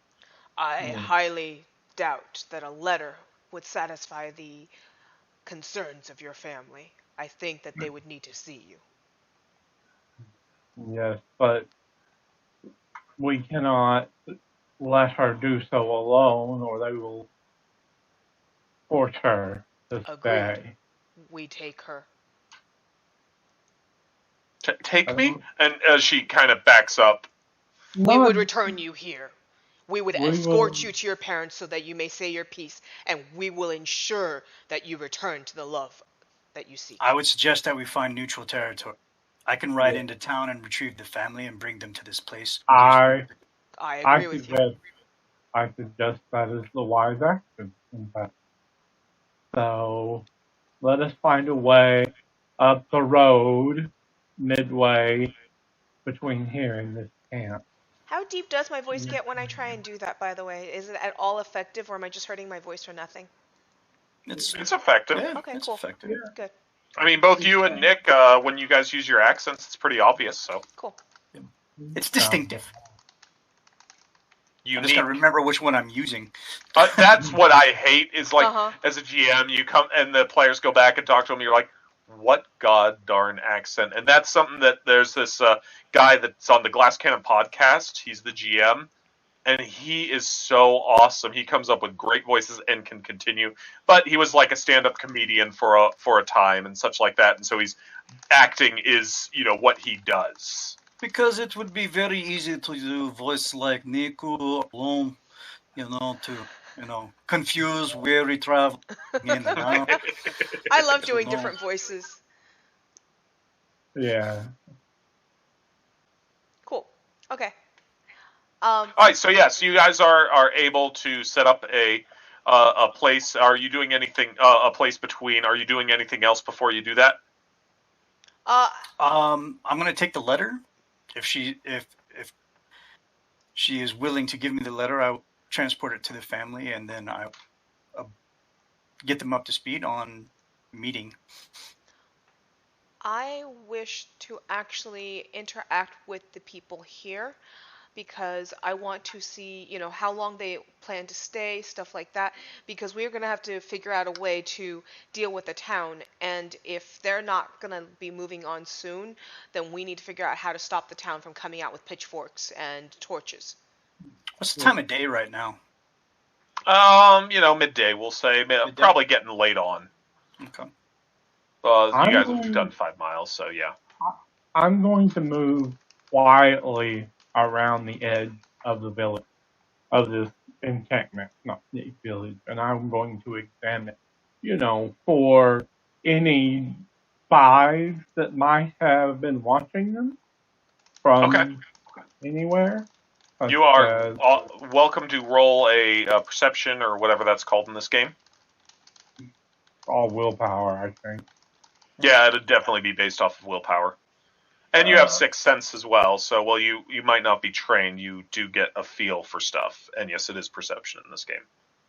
8, 9, 9, whatever you're giving me. Okay. Yeah, you go around and you don't find any spies. Alice, you want to, as he's doing that, you wanted to try and find out. So are you going back to Zillock? Yeah. And I'm just going to talk to the general people, whoever he will allow me to talk to. I'm getting to know the people here, and I'm going to make it clear that, I'm not here to do any harm to them. I consider them under my protection as anybody else in Summerland. But I'm concerned about their welfare because the people in town seem to want to bring pitchforks and torches out here. That's a concern to me. Well, when you're talking with him, he explains to you. You're like, well, why are you guys here? Why are you staying when you're dealing with this? It is my mother, Sura. She's a gifted fortune teller, but she could not see that the sickness was going to fall upon her. She cannot travel. We cannot move while she is sick. I see. We also have some damaged wagons. They are in need of repair. I can repair them. The town will not deal with us. It takes lots of time. Okay. Well, I'm going to call over Brave Thunder, and I'm going to they have an elder who is ill. You call to a Kylord that you remember is not here. Oh. Then you think, I have Wise Thunder. Wise Thunder, not sorry. Brave. Sorry, Wise Thunder. He was Cowardly Thunder, but then we found out he was wise, so we renamed him. Okay. I haven't ridden off yet, so I'm still on. Yeah. Okay. Wise Thunder.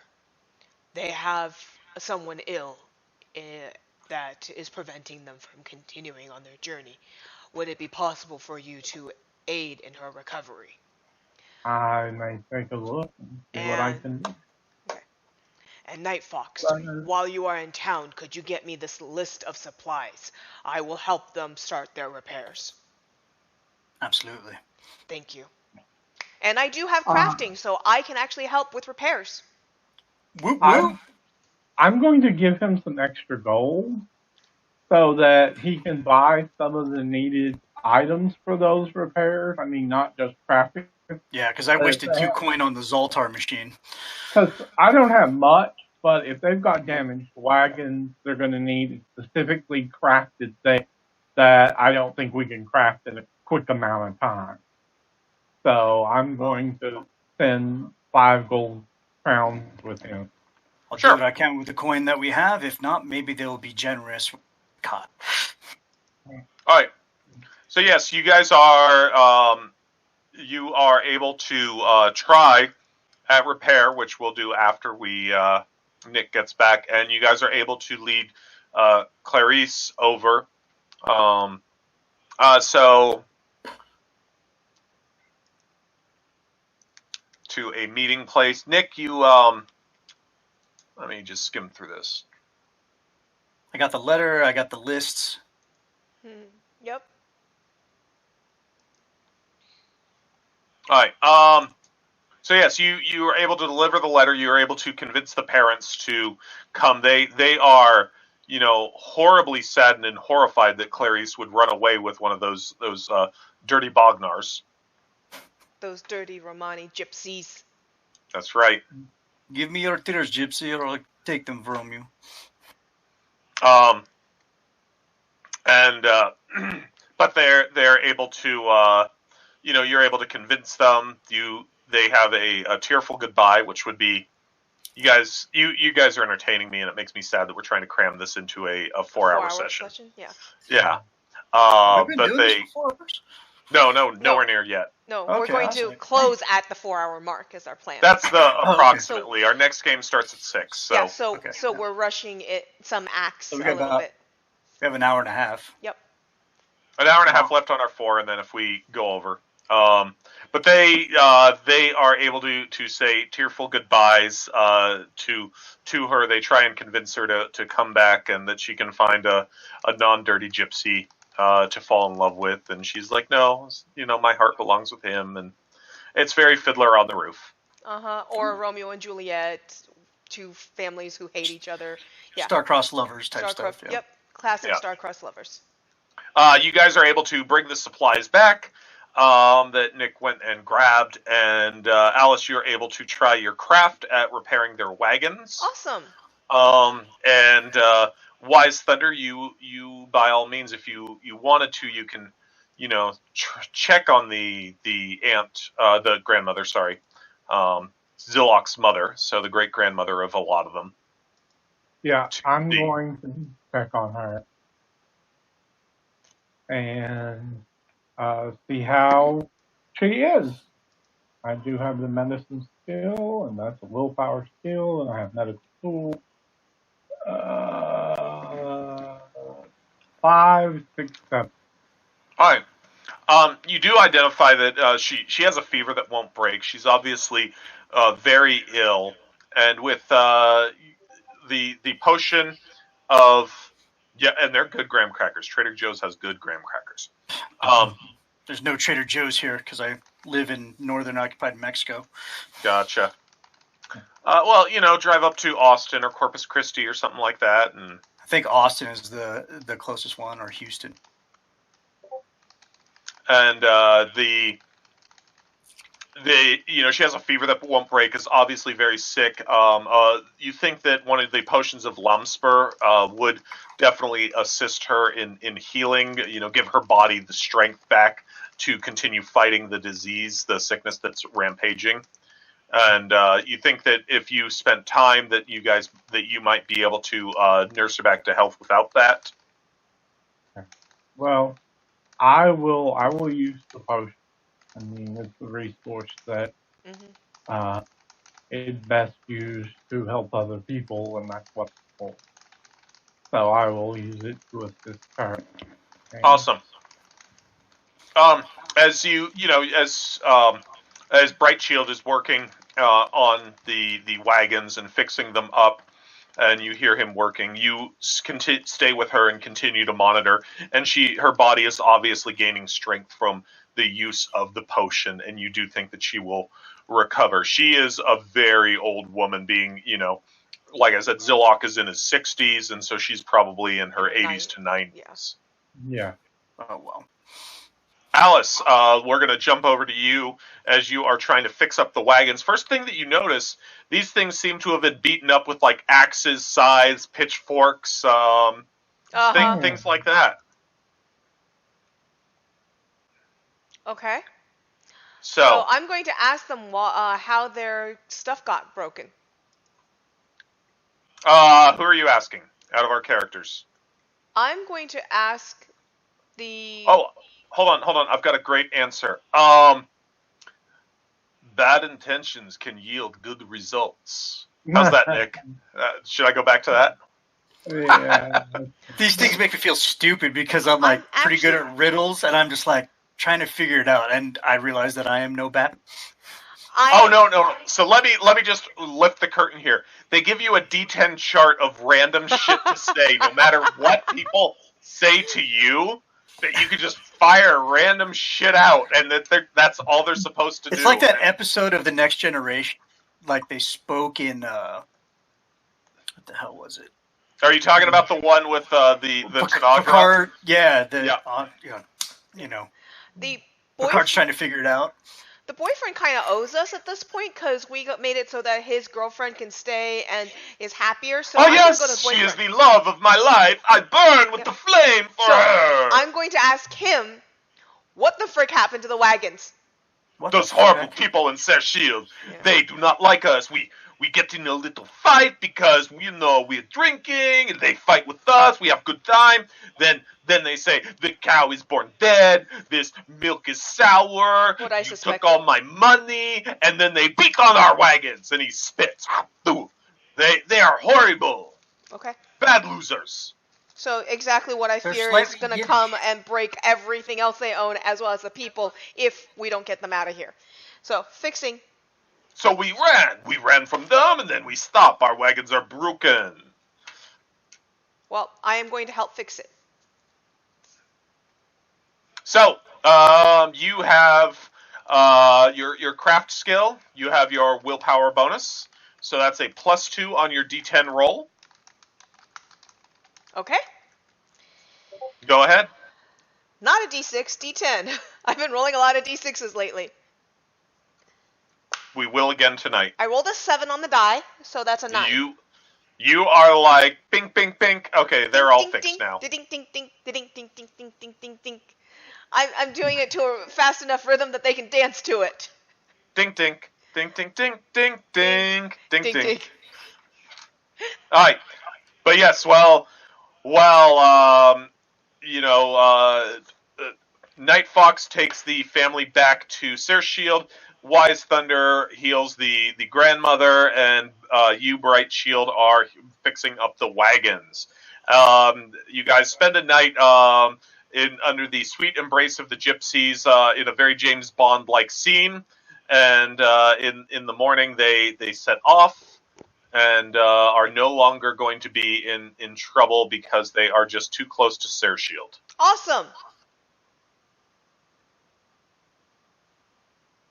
So, and you did not ride in and slaughter everyone. No. That is literally like, if your players decide to do this, well, first of all, you're fucked, because that's the kind of player you have. Leroy Jenkins. I break open the eggs. There aren't any eggs here. I meant children. I break open the children. I am a Kai. I do not break things without good need. You guys continue on to where you have found the lieutenant is stationed of Pearl onto Fort Dernspa. I do want to mention, most of the skills they give us are very combat oriented, and we haven't even let ourselves get into combat. We're like, no, we don't need to fight you. Let's just solve this out. You're a scary undead guy. We don't need to fight you. Oh, what do you mean you have a lot of skill in fighting? Whatever.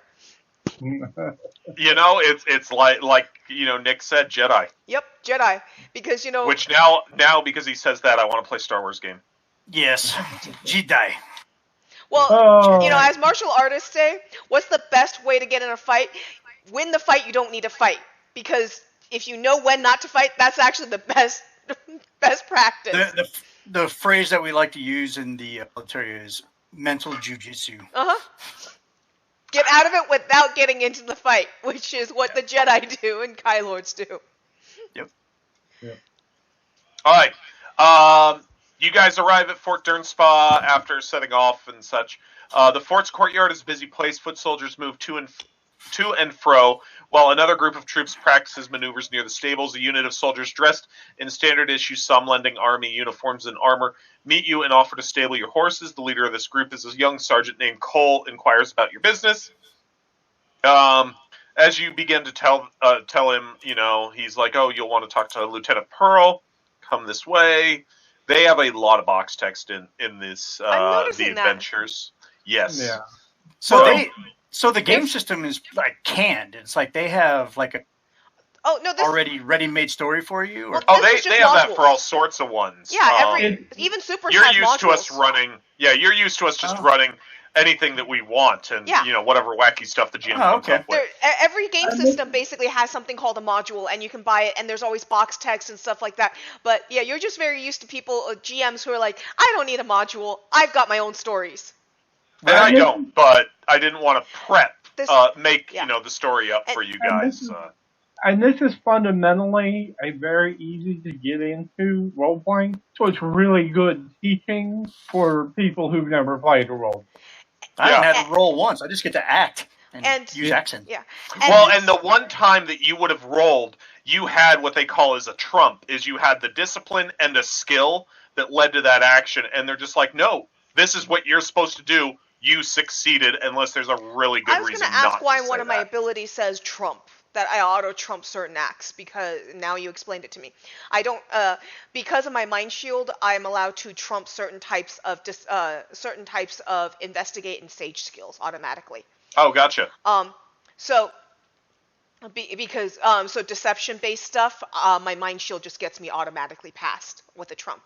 I was gonna ask, but yeah, Nick, like this is why Mike has semi-joked, I would say, about putting out the stories that we're doing for superhero shorts, Liberty Legion Rises, as a supplement because he wants to basically turn it into a module that other people can run. Oh yeah, because we've had some awesome gaming sessions on that. Aw, thank you. I'm glad you guys like it. That's cool. So And I'm not even drinking, so you know it's semi-true. mostly honest. Let me roll for deception. I rolled a 1. I rolled a 1. Easily beatable. Oh, that's like Alice's character last night. She tried to activate wizardry, failed, so she had no defense. Luckily, I didn't hit her too hard with Oh my gosh, opponent. yep. I was Right. like, oh shoot. Alright, so yeah, they bring you in and into the fort and take you up to where Lieutenant Pearl will be. You guys wait for a little while, and then a muscular military man with dark hair, well-groomed mustache, comes to speak with you. Mustache. And he's like, Mustachio. Mustache. I must ask you a question. multiple people would have earned Kai's favor if that was, part of the way the game worked, was giving out that. You guys do have a reroll mechanic, which we'll get into when somebody is like, "Oh, damn, I need to roll better than that." Okay. But so far, everybody's dice have been good to them. All right. He Don't offers you jinx refreshments. us. Oh, I jinx you. How's the curse I cursed you with, Kirsty? So, he, comes in and he's like, I got a tear out of my eye. Allergies. Allergies. He's like, "Oh, Kai Lords, it is good to see you. Can I offer you any refreshments?" The road has been dry. Something to drink would be appreciated. But By all means, is there anything else that you need? we need. Do you have anything that's fermented? Answers. We need some answers. We were called here by Lieutenant Pearl in need of assistance. He looks shocked, but that's me. I am Lieutenant Pearl. I have written no Kai Lords. No, so he's like, "Oh, I didn't expect a party of Kai Lords to come to our aid. Old Jordan is better connected than I imagined in Holmgard. It's as if the gods themselves may have answered my prayers. You have no idea what's coming here means to me, to my men. But soon I think you'll appreciate it. I think soon enough." Why is it that you sought such distant aid when, rather than going to your immediate superiors here? Very unusual going outside of the chain. He kind of hangs his head, and I should tell you that the fort's commanding officer, Captain Moran, he is not aware that I sent the letter to Corporal Jordan requesting help, and he will not be pleased with that. But he has refused to go seek aid. We have been in a bad way because of it. We have lost many men.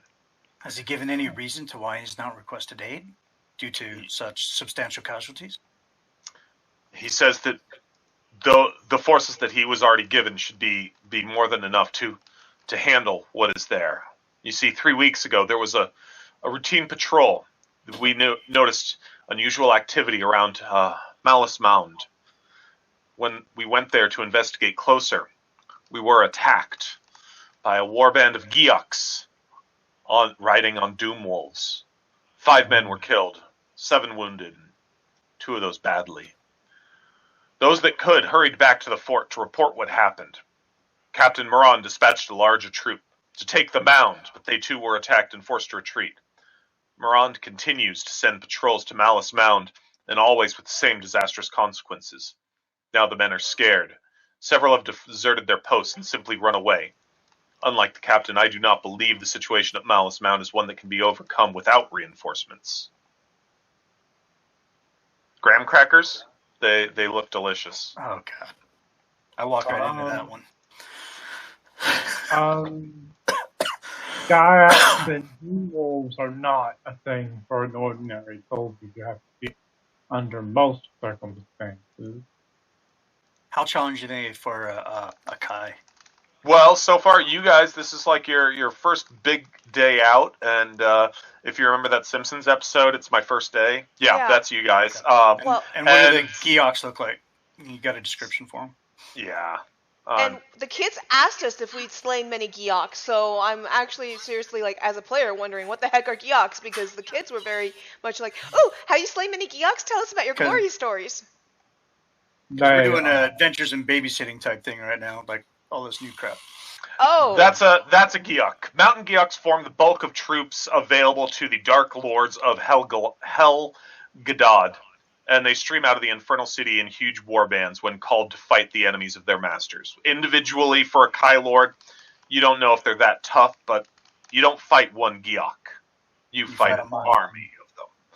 Mm-hmm. Forgive my language, but they're ugly bastards.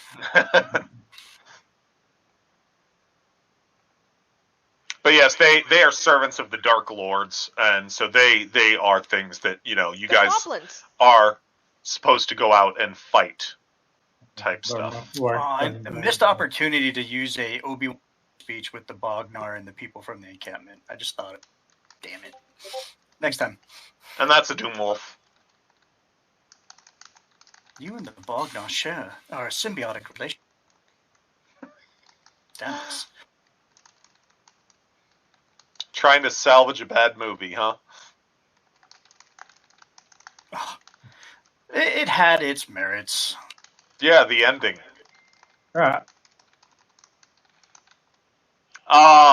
So that's a Geok and that's a Doom Wolf, so that way you guys have some idea what you're looking for. Alice, if you're sending me these messages, can you stop? Oh, I apologize. Okay. I'm trying to run a game here. And I get beeps and boops in my head all the time. Okay. It's like living with R2-D2. Yes. I apologize. For all the patrols that we've sent out and all the men that we've lost, we're still not sure what's happening out there. Geok and Doomwolf raiders are not uncommon. We're used to flushing them out and finishing them off, but it's more than just Darklands raiders this time. There's an evil presence at the mound that's helping the Geoks and Doomwolves to ambush our patrols. Some of the returning troops say that the Geoks are using dark sorcery to assist them, amulets, such like that. Others claim that our dead have risen from the grave and now defend the mound. Perhaps most disturbing of all was one combat report I read that said there's a Vordak at Malice Mound. Now, a Vordak would basically be a badass. Okay. That's a Vordak? I don't know what that is. I don't know, but I'm going to Vordak it. Okay. But I'll be here all week. Be sure to But tip ching. your waitress and try the veal. But I am lay disappointed. that's a Vordak is what I just linked, Okay. which are basically undead badasses that are used from the Darklands and such. That is a beautiful drawing. I am captivated by it. So, that's the information that he has for you guys immediately, as you guys are drinking your fermented beverage of choice. Yes. It's unnamed. Its name is actually fermented beverage. Like when you go to the discount store, you can buy cheese, brand cheese. So it's kombucha.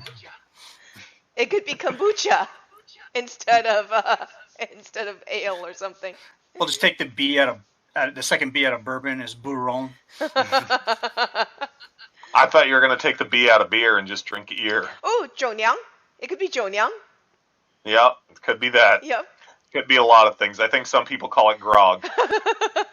Zhounyang would taste a lot better than grog. I'll take zhounyang. Now in grape.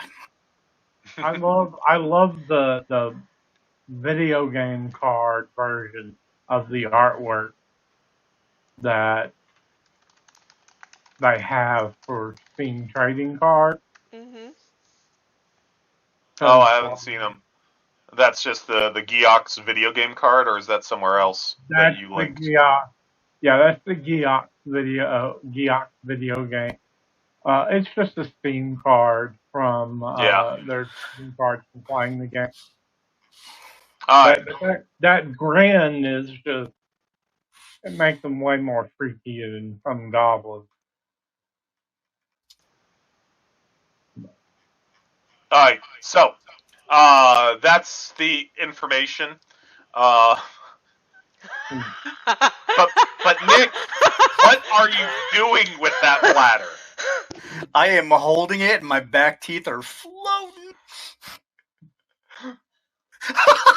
Yes! Yes! You killed one of the players, Nick. You get no XP. Your party is worse off because of her fatality.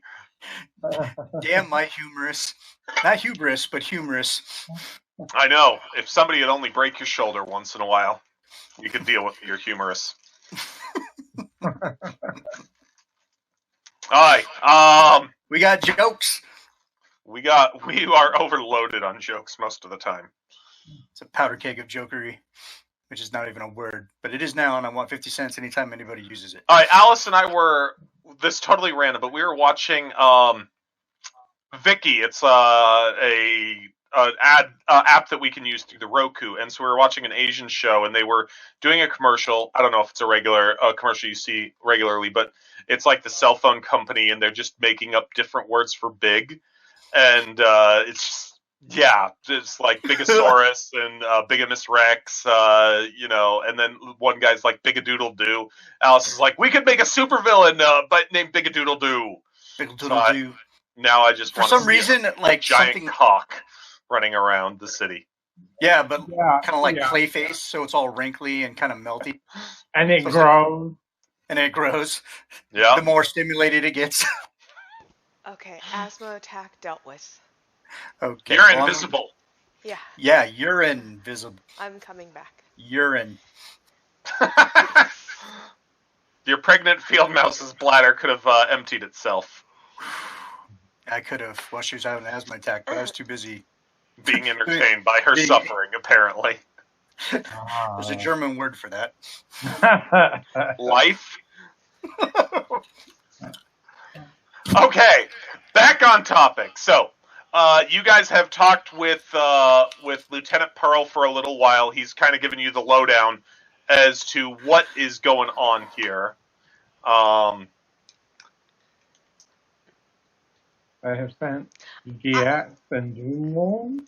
I'm just pointing What? out our one-shots are not getting edited down, so all of this stuff goes in. Giant cock urine and bladders of field mice, yes. Yes. That cock is a word for chicken, a male chicken. I'm well aware. Cockle diddle dee. So we get this information, and they believe they're coming in to get attacked, right? Well, they think that they're doing stuff at Malice up Mound, yeah, Malice which Mound. is something that they defend and all. And Question about it's in their patrol area. So, question about that. Looking at the direction, does it seem like this ominous thing that's been over us the whole time we've been traveling is getting thicker as it heads that direction? You guys are laboring under storm clouds in the summer. At this point, we'll say. Okay, so yeah, it sounds like we should head that way because it's probably there.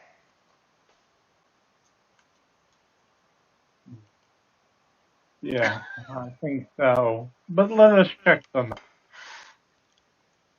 What was that, Tim? Let us check the map.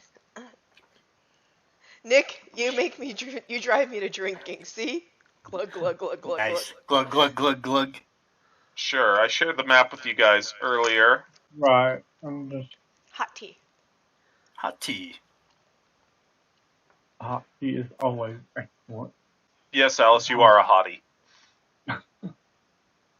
Yeah, you need to get your eyes checked. Alright, so there's Home Guard. There is Malice. Dernspa Fort Dernspa is right next to the mountains to the northwest of Home Guard, and Malice Mound is just to the northeast of that.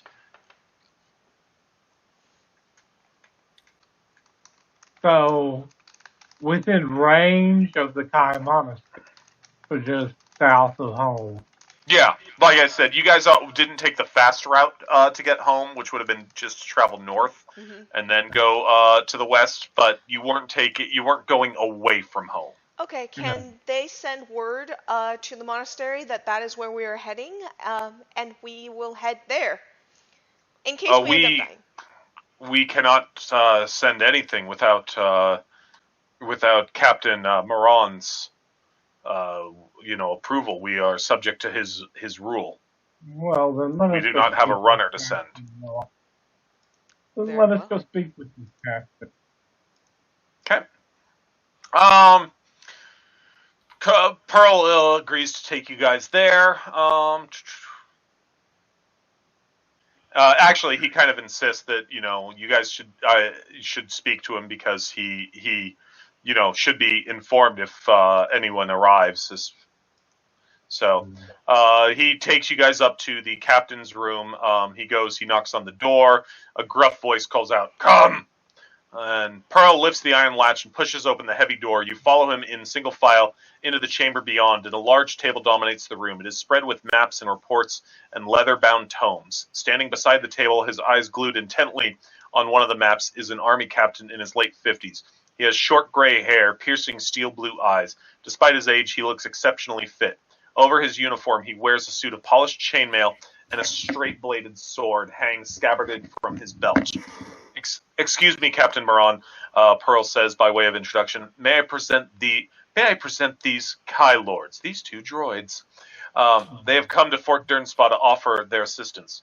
Moran's sharp eyes leap to the map and fix you with a steely gaze, and as he looks each of you over, his stern face softens slightly. Kai initiates, he says quietly, as if speaking his thoughts out loud.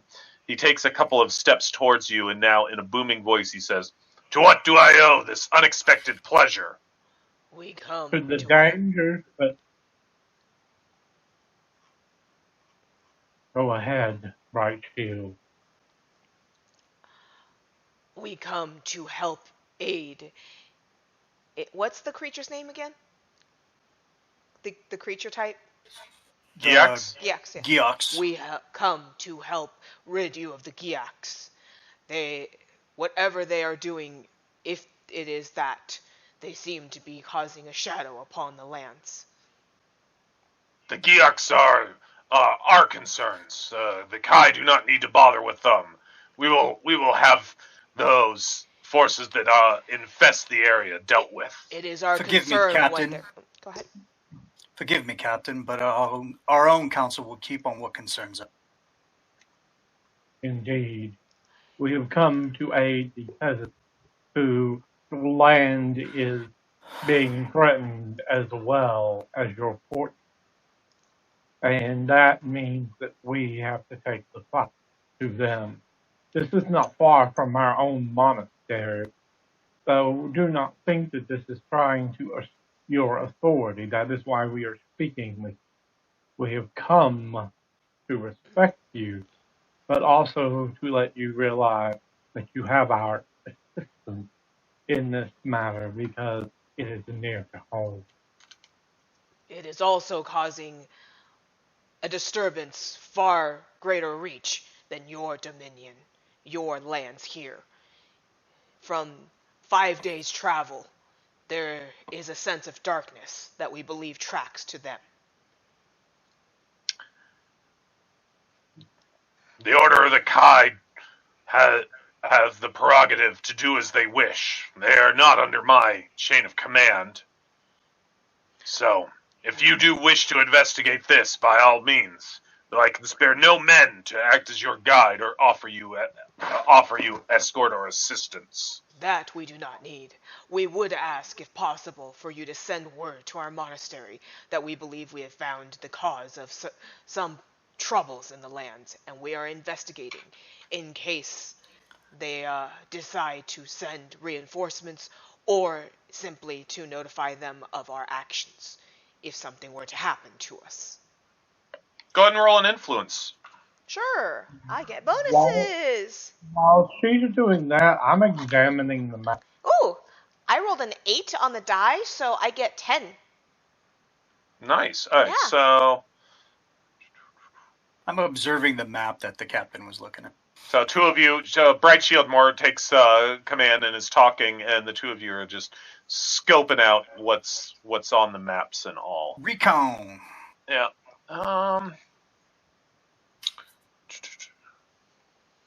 Darn it! I swore there was something about the maps in here. They're maps of the area and all.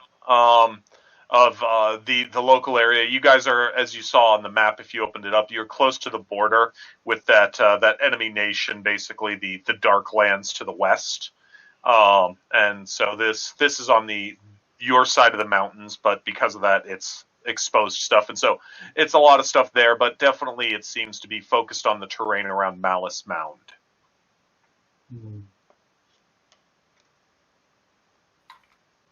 Does it have enemy positions or encounters?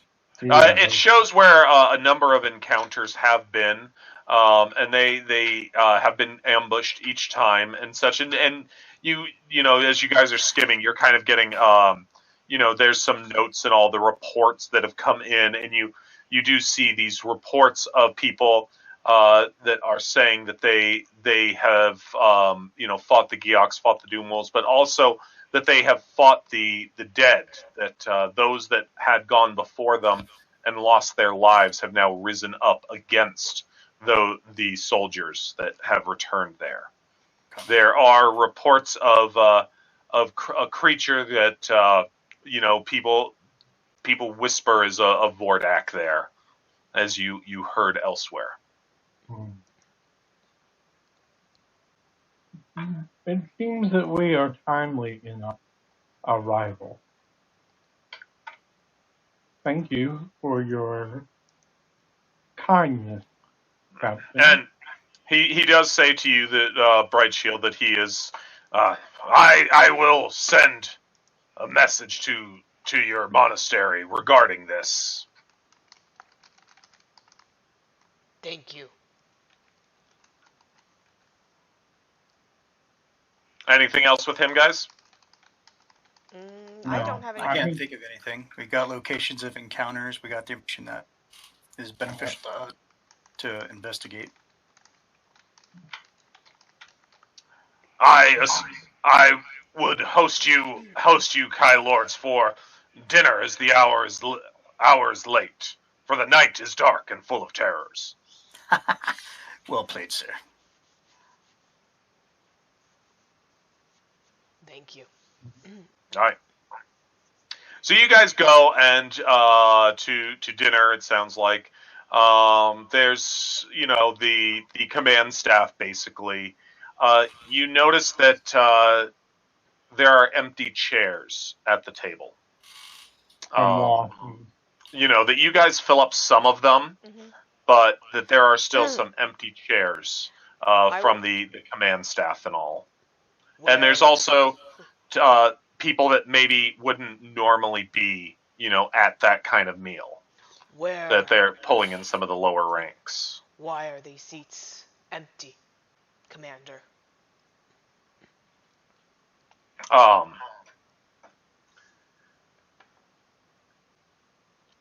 They have gone before and they have passed. They are not here. We do not have enough. We do not have the forces to replace them. But let us not ruin a perfectly good supper by talking shop. There will be plenty of time for that tomorrow. I will agree to that and eat. So you guys have a nice meal. It's a good meal at a fort that's waiting for its next supply wagon, but that they do try and break out some of the good stuff for you. And after supper, the officers all bid you guys and the captain good night. As they are filing out, each of them is shaking your hand, and as one of them goes by, Night Fox, and is shaking your hand, you feel a piece of paper, piece of parchment being pressed into your palm. Okay, I will take that piece of paper. You beat up Night Fox and take his piece of paper? Oh, Night Fox. I heard Bright Shield. I was looking at something else. Sorry. I understand. Night Fox and Bright Shield sound very similar. Night Fox. I've made the same I apologize. mistake. No, I totally misheard. I apologize. Nick's napping. Nick. No, I'm sorry. I ate too much. I got the itis. Nick, you have something. So much of him staying awake at night. They're Brandon's handing you something. Hand me something, Brandon. What is it? When people are shaking your hands as they're leaving and all, one of them presses a piece of parchment into your palm as he shakes your hand. Okay, so I surreptitiously pretend that didn't happen, keep it in my palm, slip it in somewhere where I can read it later. Okay. You surreptitiously adjust your junk. Because I'm uncouth like that. I've had too much of the bourron.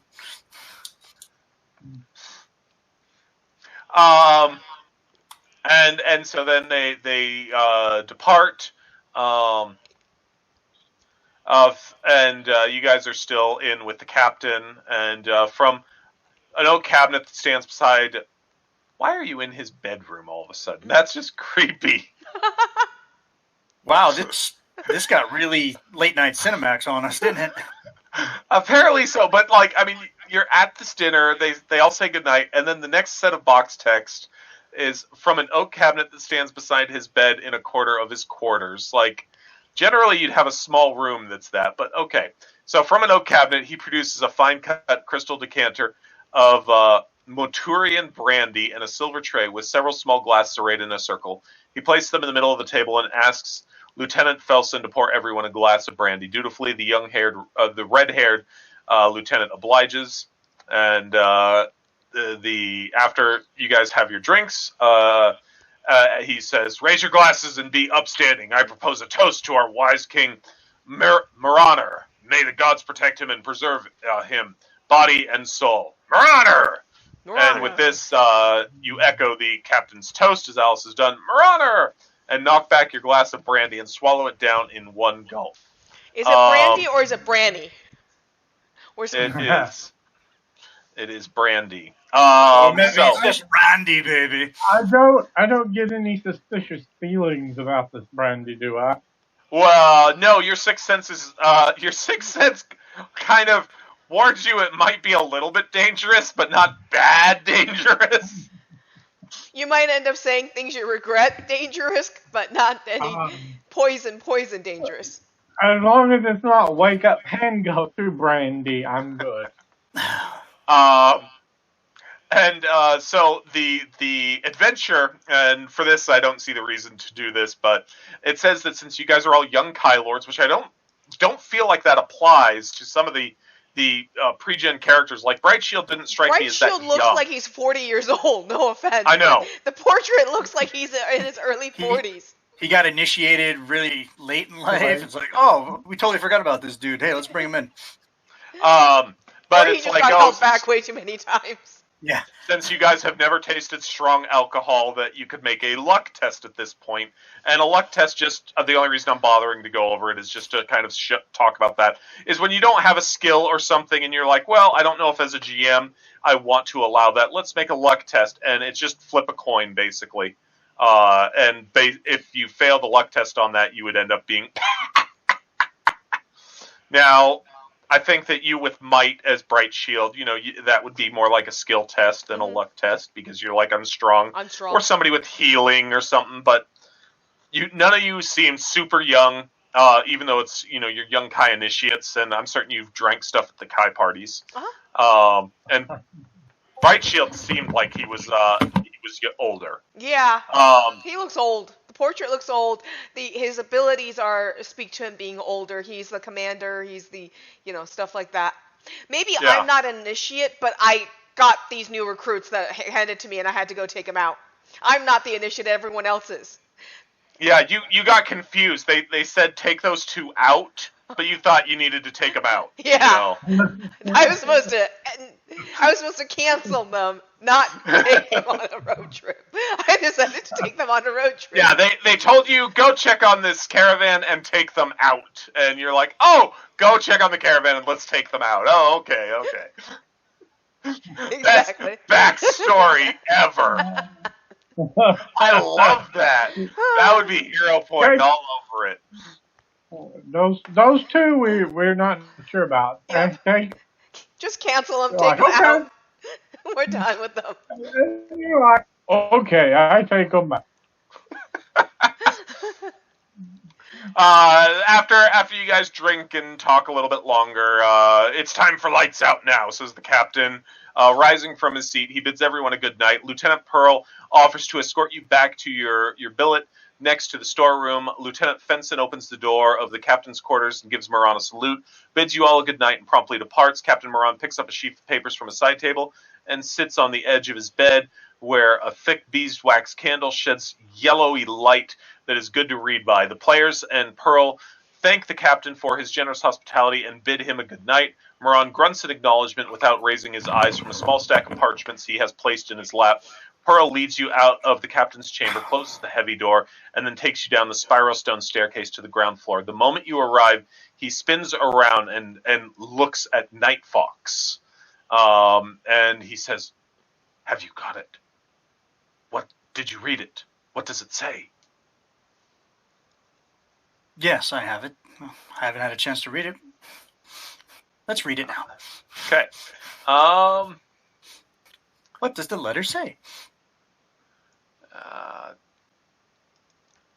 The letter says, "Private Hennick is the only soldier to have seen the mound and lived. He is going to be executed tomorrow at dawn. You're a Kai Lord. You can save him." He gave it to you. Don't put the job on us. It's all your fault now. It's all my fault. Yep. Why did I have to read it? Okay, what was the guy's name? And that's getting Private Hennick is the only soldier to have seen the mound and lived. He is going to be executed tomorrow at dawn. You're a Kai Lord. You can save him. Sounds like Yay. we should intervene.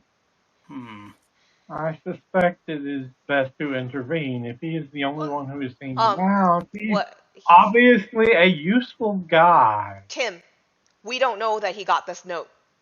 Well, you guys are all together when Pearl all of a sudden turns on Night Fox, having noticed something happen, and says this. Oh, okay. Sure. Well, it depends. Night Fox, are you reading that out loud, or are you reading it, secretly? I think I'm reading it secretly. Okay, just cool. So I don't... Yeah. Wait, who else is in the room?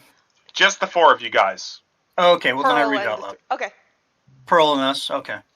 That way we can all be privy to the information and figure out what we're going to do. By the authority of the Kai Lords, we should be able to stop it. Well, if he's going to be killed anyway, why not make him a guy? He's been there, he's seen.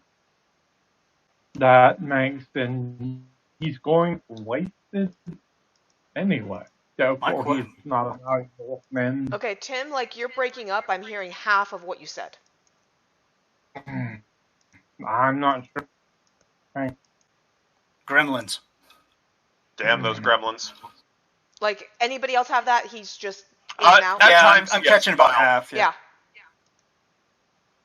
It has come and gone during game. I don't know why that happened. And now you're mostly clear. Now you're clear. Okay, that's odd. So start over? Down. If he is going to be executed anyway, and he has seen the place we need to go, better chance for High Lords to take custody and utilize individuals be otherwise wastefully murdered as at least a guide to a dangerous area. I would question also why he is to be executed.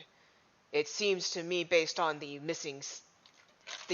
empty seats last night, they might fear something that may or may not be something they should fear.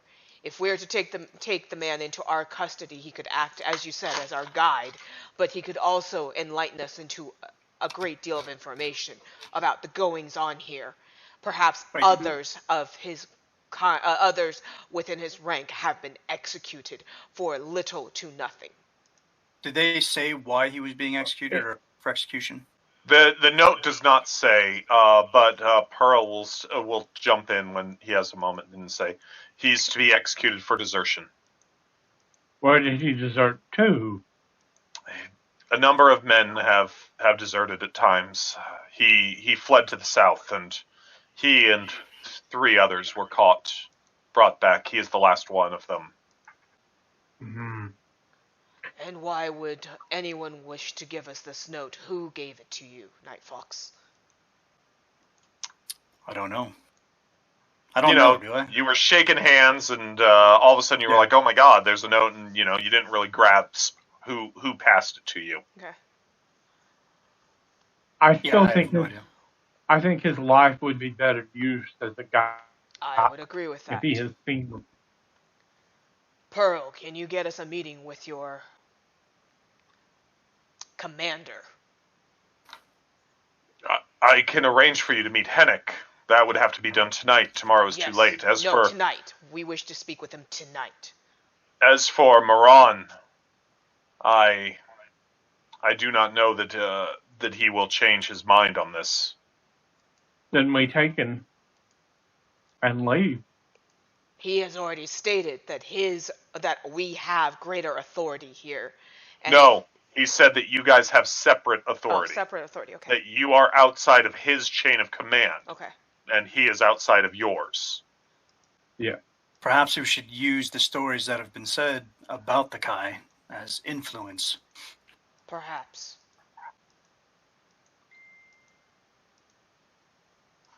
I say we take them. So, but let us speak with them tonight. Indeed. Alright, Pearl leads you out of the stone watchtower and across the courtyard, lit by the guttering glow of several torches, and you see the gallows that await Hennick at dawn. It sends a shiver down your spines. The lieutenant urges you to keep up and stay close as he hurries toward the guard room on the far side of the courtyard. Upon reaching the guard room, a night sentry steps out from the shadows with a spear held before him. He points its tip at Pearl's chest and demands he give the password. Eladil, says Pearl. The guard lowers his spear and stands aside, allowing you all into the guard room. Inside, there's an entrance chamber that is well illuminated and warmed by an open fire blazing in a granite fireplace. At the table sit two soldiers. They are the night watch. They stand and salute the lieutenant, and he demands that they give him the keys to the cells. Obediently, they obey him. Pearl escorts you down a spiral staircase that leads to the prisoner's cells. He approaches the first cell, unlocks it, and pushes its heavy iron door wide open. Inside, sitting forlornly on his bunk, you see Private Hennick. Pearl ushers you all inside and closes the cell door behind you. Yeah. Private Hennick. And there is a picture of Private Hennick, but that would be more of a tomorrow morning kind of picture. Private Hennick.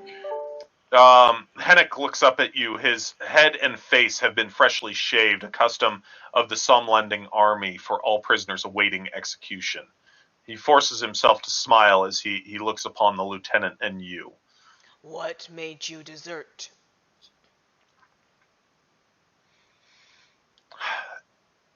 He obviously steels himself as he takes a deep breath in, and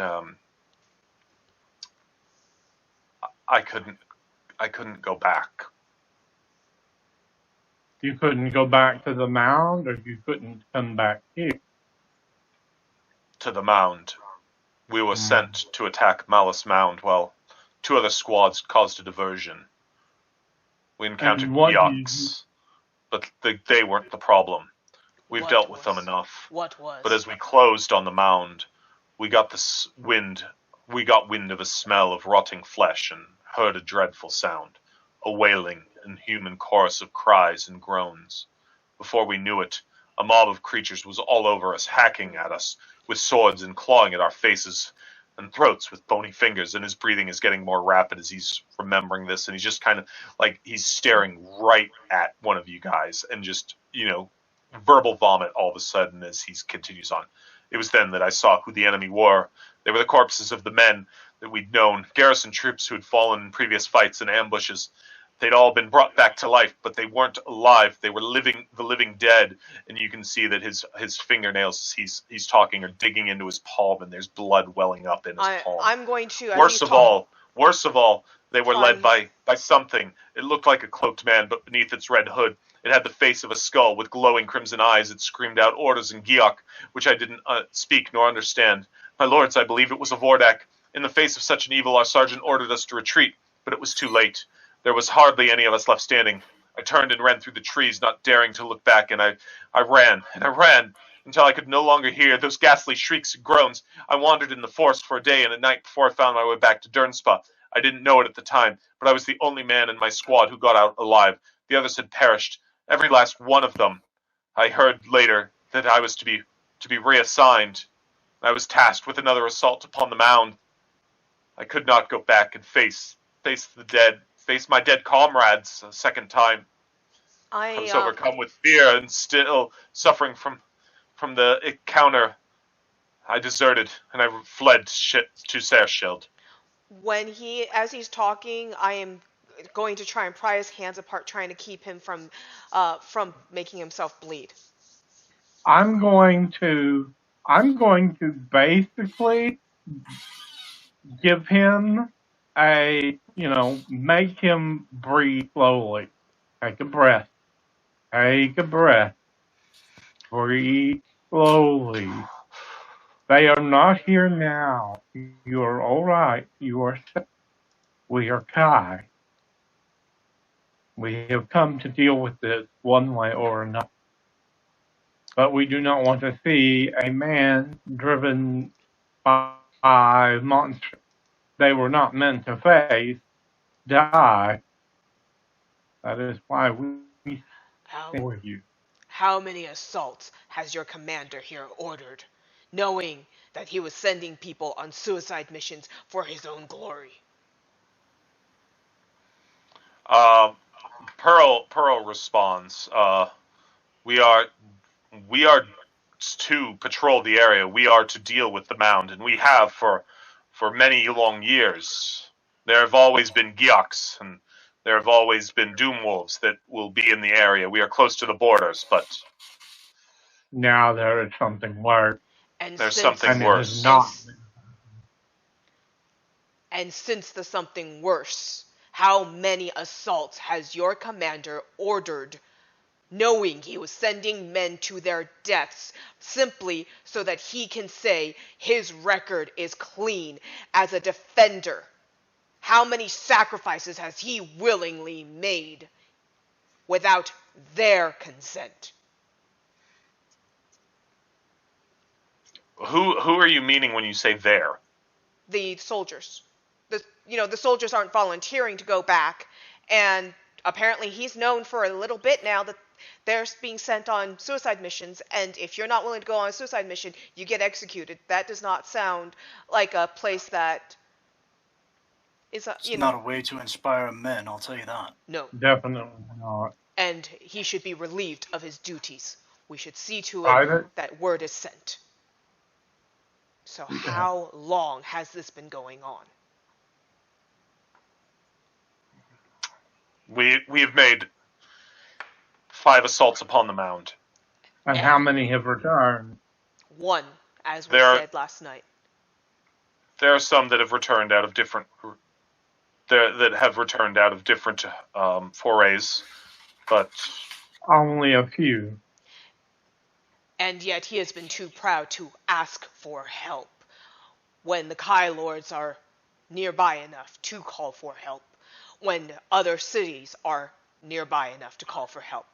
One of his men had to jump the chain of command to ask for help.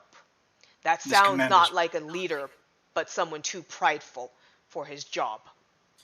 Sorry. Pride and hubris is the downfall of this commander, and unfortunately it's cost him. Yes, based on the knight's dinner tonight, I would say it has cost this area greatly. Yeah. And leadership through fear is not leadership. No. And it is time we do something about it. Agreed. So how, upon the way that the legal system works, would we go about seeing to it that this commander's commander is informed of his recklessness? Well, I mean, you can try and, fire things up that chain by looking into who that might be and such. But the structure of the military, you do not really know. You have basic ideas of them. So we can just essentially ask the captain who his commander is, and then send an envoy or a messenger or something. Yeah. Yeah. that done soon enough to give this man his life. It's not going to be done soon enough, no.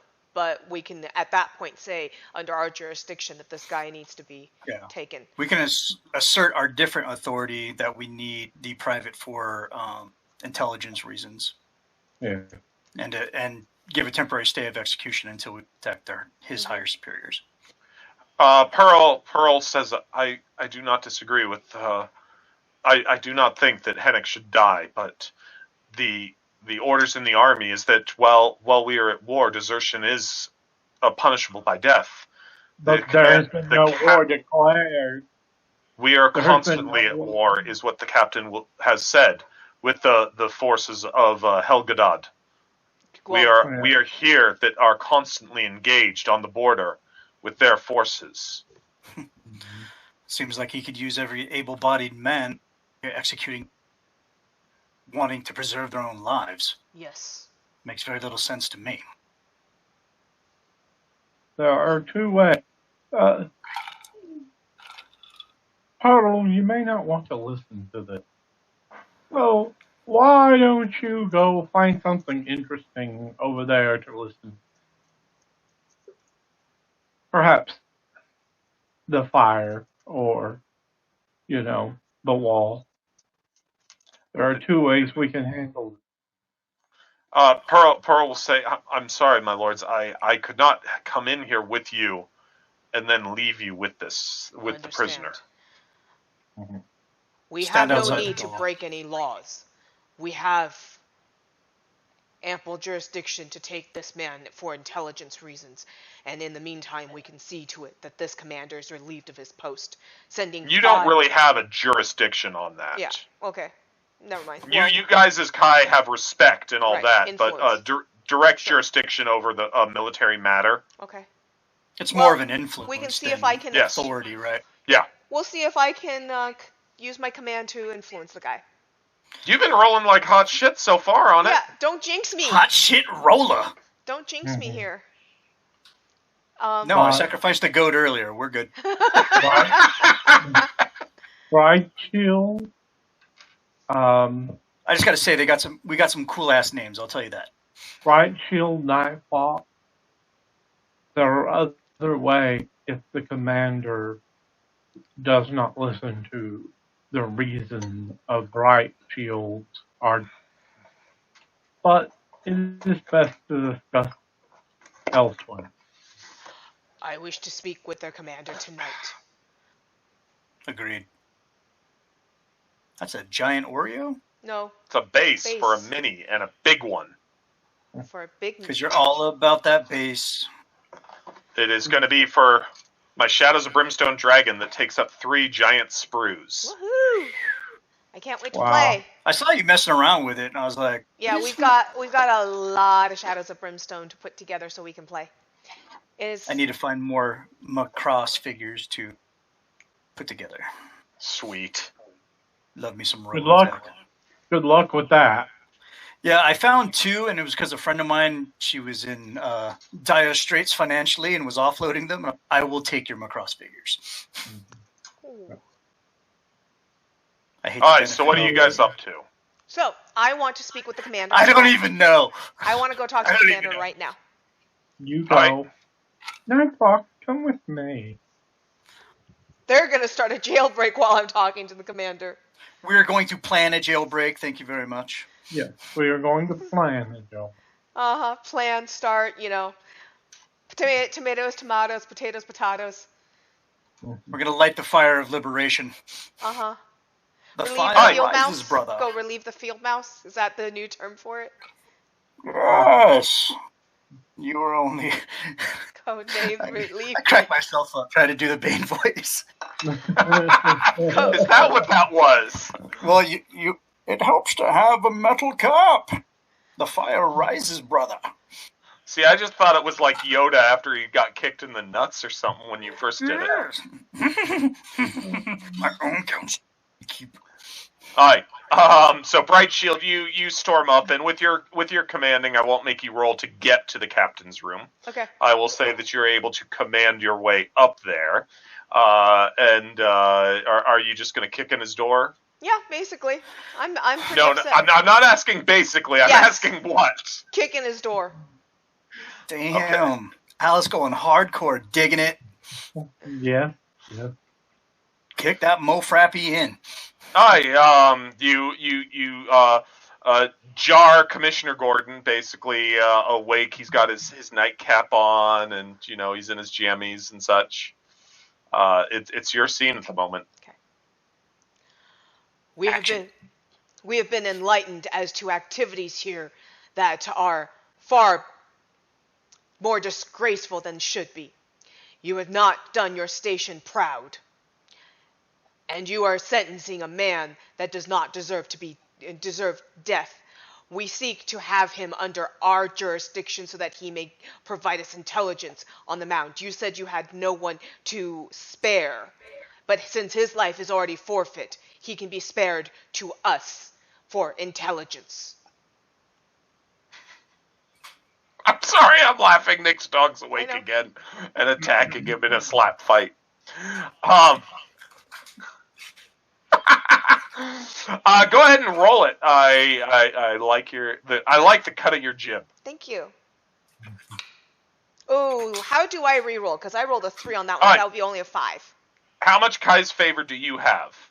I don't know. Let me look for the character sheet. I haven't needed it so far. Haven't needed my character sheet, Brandon. I've just been making shit up. Well, no, it's just Kai's favor. I have 2. 2. All right, so you can spend a Kai's favor Sure. point to get a reroll with a +2. 2 because you have 2 points of Kai's favor Okay. before you spend. Oh yeah, I remember that now. But no, I copied a bunch of my stats abilities over to a notepad with all the descriptions. So I haven't been using my character sheet for a while. So this is +2, so this is a +4 to my die roll. 7 + 4, 11. Oh, okay. He gets up out of bed and he's like, "How dare you storm in here with these demands? I have shown you the respect of your station, and yet you refuse to respect the authority of the military here. That individual has been sentenced to death as per our protocol.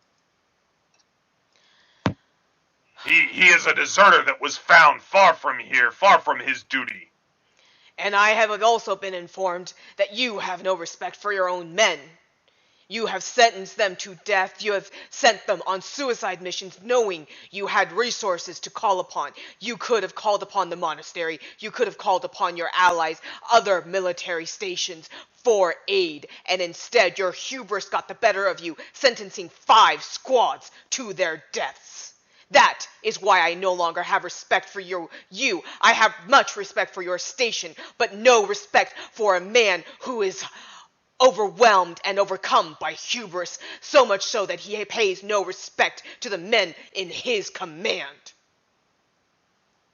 I have utter respect for my men. That is why I know they are capable of accomplishing this duty. We have been assigned with defense here. We are responsible. We cannot always rely on those of the Kai to come to protect us. They go to their monastery. They do not take this oath to protect this land in the same way that we do. You are right that this is your station. However, one is not weak for asking for help when they need it once in a while. This was not a normal situation. You had been informed of that by many of your men who knew you needed a hand. Your men have performed admirably for a great deal of time. You have upheld the borders here. You have protected the people of Summerland. However, there are times of war that one unit or one lord or one commander is simply not enough. And this was one of those situations. If you as a commander cannot recognize such times, you do not deserve to be in command. Take him. Take Private Hennick and get out of Fort Durnspa. My pleasure. Go find your death on the mounds of malice if that is what your goal is. Okay, I'm going to do that. That's some bitch-ass role-playing, just saying. Thank you. Like, I think Nick should say what he wrote. Go for it, Nick. We need an award for that type of stuff. Well, thank you. Glad. We do. I was like over here like, I'm so glad this is being recorded. This is going to end up in a movie one day. St. Crispin's Day speech from Henry V. Well, thank you. I'm glad that I did a decent job. Okay. So that's yeah, good. we go. Your I go back hubris to. and pride have damned these men. Yes. All right, so I am enjoying some Buran personally here. I thought you were staying sober. I was, but I got an army buddy showing up Sunday, so You need a drink to be around your army buddy. Got it? No, I know how old war dogs are, and it's going to be essentially what we're going through right now in the game but like from that troop level, not the Kai level. Drinking, yep. Drinking, and drinks, having fun. cigars, war stories, and what's really surprising is that I bought it today, and usually as soon as I buy it, I'm like, oh, I need to sample it. It's something I've had a million times. I was like, I'll wait till later. I'm going to have some tea right now. I'm going to have my shake. I'm going to eat my healthy stuff because today I weighed in 7 pounds. nice. And it's been Yay. 8 days. So whatever I'm doing is working, and I'm super stoked, and I don't want to screw it up. So. Well, remember, early stuff is likely water weight, right? And soon you're going to need to worry about. Yeah, but 7 pounds, I don't know, because I've not drastically, but I've made healthier choices in things that I usually make unhealthy choices. Because there was a couple of times where we went to Arby's, and Arby's actually does have a pretty good healthy menu. So instead of getting the fries, I got the side salad. You know. Well, that's totally fantastic. I'm not saying that I'm not saying that you're not doing the right thing and you're probably losing a lot of weight. I'm just saying don't expect to keep that big. Oh no. Don't expect to keep that up on big I've done jumps. this so many damn times, but this is actually the fastest that it's actually kind of came off. And I think a lot of that was because of the drinking, because it's just empty calories. Yep. So Cool. Yep, it is. It's a lot of empty calories doing that. So the water, the times that I'm eating, the exercise regimen that I'm doing, the healthier choice. I mean, it's just all. I'm not starving myself. I'm not doing anything like that, which is great. No, that's fantastic. I'm well fed, and I do feel better, healthy, and I'm getting more sleep. I bought one of those My Pillows. We've got those. That's awesome. Oh. I'm on the super hard one, and Alice is on a much lighter one. I got the basic one. It took me months to convince Brandon to buy one, but yeah, it's been very good to us. Okay, let's get back to the game. Thank you, everybody, for listening to our health tips section as well as review of My Pillow. Okay, so let's get back to game, guys. Creativity is important to a healthy mind, but so is your actual physical. So, cheers. Yeah, we did that big role-playing scene where I yelled at the commander. So I'm going to come back to Wait, are we live? Yeah, not live. No. Okay, good. But we're not going to be cutting. Yeah, this on our one shots, we weren't going through and editing really. Yeah, nothing's getting edited out on this. Souls. So sad. So true. Plus, they got the lovely entertainment. I'm sure they saw my dog doing like its little 720s with the toy in its mouth.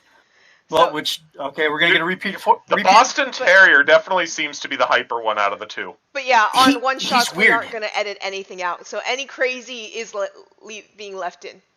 He gets these leaps of energy, these like surges of energy. Most of the time, he's just kind of chilling. Loves to just rest. Dog likes to sunbathe. I've never seen a dog do that. Oh, yeah. My Great Dane used to love it. Go outside, lay in the grass, and just be all sprawled out like, yeah, I'm talking about you box-eared asshole. Okay. All my dogs will do that. So I'm going to come back to the group, and I'm going to tell the group, hey, I secured his freedom. But we are being told that we need to get out of here now. We're being kicked out of town. Very well. I'm fine with that. I believe we've overstayed our welcome. Yes, I do believe you're correct. Let us get moving. Next time I play this game, I'm wearing a hood.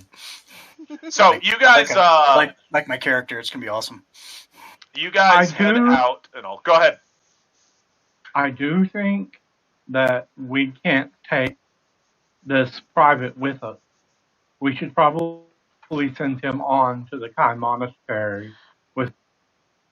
Actually, I want to send him on with a letter from us to their commander's commander, explaining what has happened, because using him as testimonial. So don't send him to the monastery, but I want to send him to the boss because he has personal testimonial. He can take our letters and tell them that they've sent 5 squads to their deaths. I suggest 2 letters.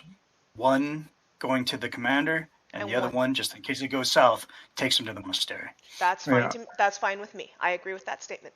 Securus passes all the way to safety. Yeah, I'm good just with that. figured I have lords. We'll keep him out of another noose somewhere. Yep. So that is, but we're going to send him on with word because this commander needs to be removed from his post. Post haste. Indeed. Because while we deal with this situation this time, if it happens again, this boss will just do it again. You guys ready? Yes. Let's do this.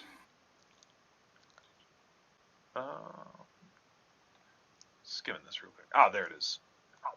Go ahead and give me a test, Tim. All right. We're rolling D6, right? Yes, it would be willpower. So 10. Okay. 9 plus 1. I question your guys' dice rolls. All these numbers seem to be high. I rolled a low, and I asked for a reroll. And then you're like, oh, don't I get a reroll? Look, it's like 12 billion. Zoinks! Let's see if we can show my horrible... No. I bet you guys quite get it down there. I bet you guys have a chat going on. Yeah, Brandon's starting to suspect. We better use a reroll. I chat you, Brandon, because of our bromance. There we go. Because like the other dice I have on this table is a D12 fudge die. So, like, yeah. Alright, you guys head out, and the trail crosses the Unorum River at a ford that is guarded by 3 soldiers. They all seem surprised to see the Kai, especially in the middle of the night.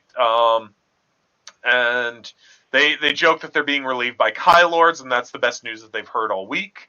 You guys head off past that, and beyond the ford, the forest becomes thicker, the trail narrows and becomes harder to follow. You guys have some trackers and woof-woof-woofers. Woof, woof, woof, woof, woof. Woof, woof. Everything seems to close in on you as the trail narrows and the woods come in close, making it uneasy and claustrophobic. Roots and jagged rocks seem to have been placed purposefully in their way to hinder your progress. Those of you that are trackers, note that as you pass by, show signs of recent action. Okay, no, anybody would see this. Black-fletched arrows protruding from trunks, ragged hack marks from a blow made by a serrated blade.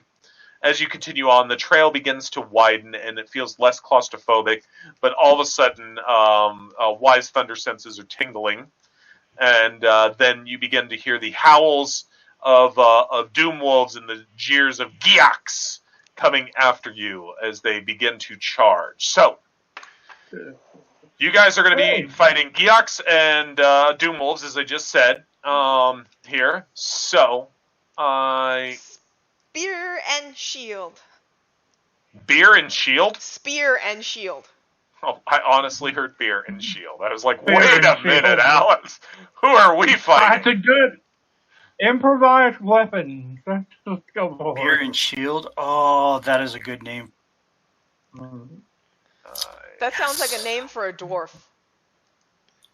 Or an English pub. So, that's a 15 and a 14. Alice, you know your initials are BS? Yes. And Wise Thunder could be WTF if he just had an F at the end.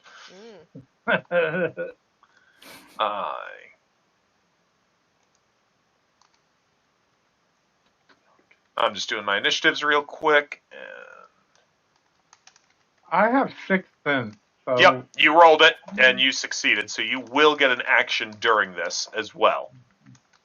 And so all of a sudden, the Geox and the Doom Wolves, 3 of each, start howling and charging at you guys. The way that the game works, During combat, you get one action, and I did provide that list of different things that you can do, the techniques that you can do. So if you want to move and attack at the same time, that is a charge technique.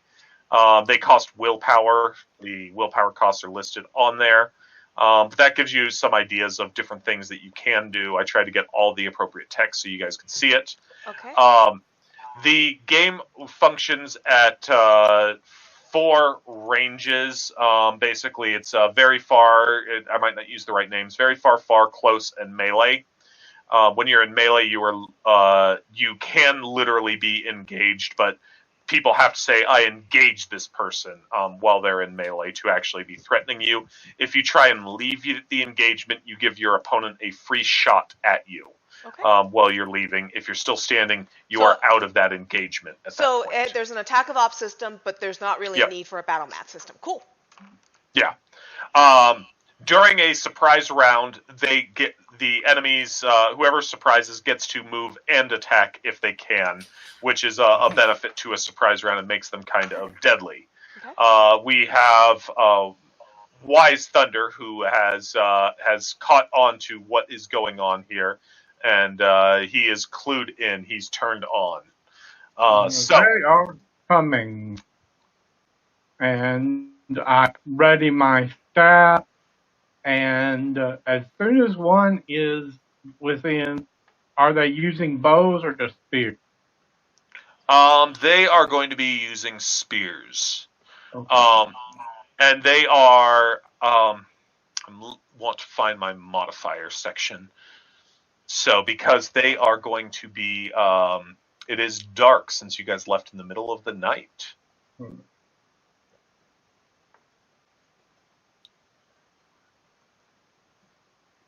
So I'm trying to find that. One problem is the book is broken up into 3 different books, which is awesome because I love a box set. But I'm always wondering, which book is that in? Yeah. Okay. No, that's not the book that I want.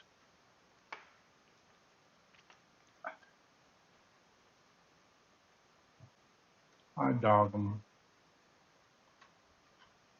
You're not the one I expected to be here. Oh no. What's going on, Tim? Oh, hi, Gracie. Say hello, Gracie. You get to pretend to be a bear for now. Yawn. Flag. Great, you're useful bear. And with that means I have to let her. So I'm going to. When do we roll for initiatives and such like that, Brandon? You don't. It is just based on your combat skill minus your defense, because being a lightly armored and fast person should make you faster than a fast person heavily armored. That's fair. So you have. Well, that's awesome, Nick. Yes, that's the reason that I got it at the beginning of the game. Cool. So, the dire wolves begin to close with you. They're going to close from very far to a. We'll just put them at far. So they close from far to close, but they are not yet engaged with you. Then we have Wise Thunder gets to go. You guys are going to be suffering a neg 4 for fighting in the dark, except for our night owl. Okay. And so your combat values are going to be 4 lower. Ooh, okay. Than you expect them to be. Okay. I wanted to pull up my copy of the list of abilities. It is Book 3, High Wisdom of page... Dagnabbit, stop sending messages in Discord. I can't see page numbers because of that. 36. Well, I was sending stuff in Hangout and an SMS, but apparently all the bleeping and booping was annoying you, so I stopped. Beep, boop, boop. There's a hangout going on? What? Alice and I are always hanging out. Word. I use Hangout for my SMS primarily, so when... Alright. So we are moving on to Wise Thunder. They are at close. You are getting to act during the surprise round, so you can move and attack, but you'd have to get to melee, so that's too far for you to be able to move and attack at this point. Okay. But I don't know if Oh. you have any other action that at this moment you want to take. Mind Blast can't be used on its own, can it? It just adds to my combat. I believe, yes, that it just adds to your combat value as you attack with something. I would give you that you could use the Mind Blast at an additional neg 4 for entering combat without a weapon, and then get the +2 from Mind Blast. So that'd put you at a neg 6 off of your normal value, so you'd be at a combat value of 10. But you couldn't be retaliated against because you're at range. Well, I have range skills. I'm going to do that on the wolf, because if Okay. the wolf is down, so how much is that minus? You are at a 10. You are attacking the wolf. The wolf is a 16. And so for this, and I printed this out, and at this moment have no idea where my chart went. I will open the chart up. But, so the wolf I said is a 16. So he's going to be making, rolling on this matrix at a neg 6. That is his combat ratio. Okay. Combat results table. And I will go ahead and screen share this combat results table for you guys. Why won't you change pages? There we go. Yeah, Alice, you can open it up, and screen share by all means is not going to stay up the whole time. I'll just screen. I'll just. But that way Nick can get some sort of idea.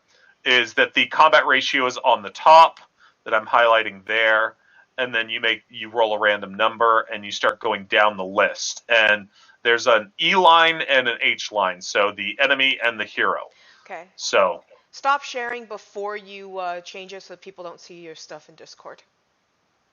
Literally can't. Oh, okay, yeah. Okay. Oh, okay. You didn't want them to see something about a sheep? No, just, our names and such are flagged there in case we want to keep our tags without people seeing them, so. We invite them to come over to Babies with Knives and talk with us. That's true. So. Well, I rolled an 8 +1 +2 for the psychic combat, the mind blot. All right. And one thing that is very confusing in this game, 0 is actually good on the combat results table, and I think that is such a stupid decision. Especially since 0 is bad when we're rolling stats and everything. Yeah, and it is so stupid. And you can easily fix it. Just take the same sheet and, change your numbers. 1. Yeah, shift it by 1. And so it's a super easy fix, but it's actually something that makes me just think that's really retarded. So what did you roll on it? My roll was an 8, 9, 10, but I didn't. Why are you modifying it up? Because of the +2 from the mind No, block. that affects your combat ratio. Oh, that affects my combat ratio. Okay, all right. Yeah, so you rolled an 8, and your combat ratio is at a neg 6. So the enemy takes 7 damage, the hero takes 2, but since he's at range, that is no damage actually comes through on Tim, because the Doom Wolf cannot bite him back. The other important thing is, and that's the way that damage is going to go, is that you guys will hit them and they'll hit you back, but each person can only do damage once per round. And so after they've done that initial damage, you can do whatever you want, and they won't hit you back. Or they can do whatever they... am I supposed to go to see this chart, Brandon? It's a separate PDF, Alice. It is the combat results table PDF. I found it. Cool. So, so that is, you rolled an 8. That is enemies take 7. And let me bring up my Doom Wolf and see. Nice. It's on the GM screen as well. There. That's the book. Alright, so.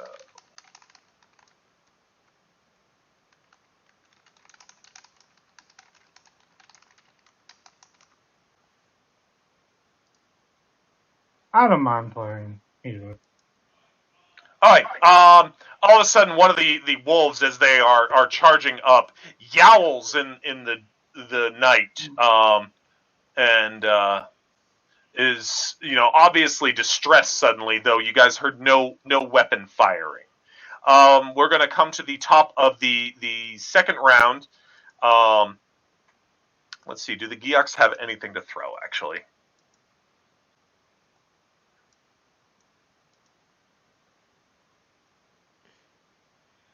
Yeah, they have rocks or something, so I'll give them a throw on you guys. So for this will be you guys are going to still roll. I basically never toss dice in this game. Oh, So okay. But does a Geok. Night Fox What's that? go first? Does Night Fox go first because of his? He was surprised. So this is still the surprise round. Okay. They are not at close, so they don't get a bonus. If you get to close range, you do. You get bonuses on your ranged attacks because you're so close to them. Yeah. So they are that. So Night Fox, you're gonna roll.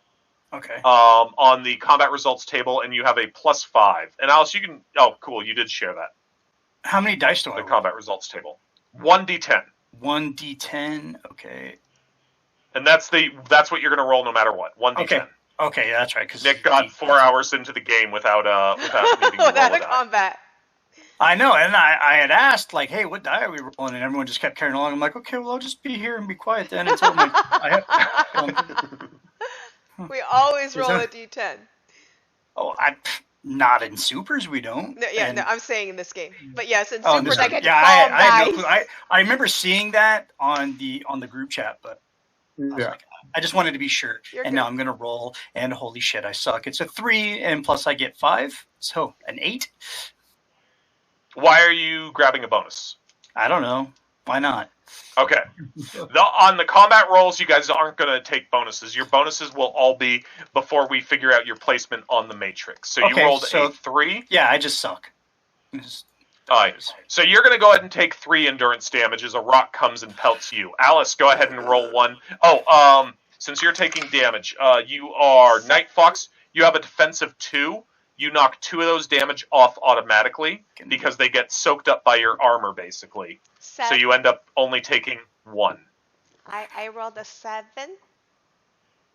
Okay, Bright Shield. I hate to interrupt. How much? What damage Go did ahead. I take? Endurance. 3 1 endurance. point of endurance. 1 point of Yeah. endurance.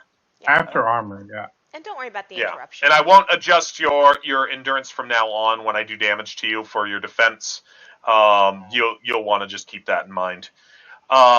Alice, you said you got a what? I rolled a 7 on my die.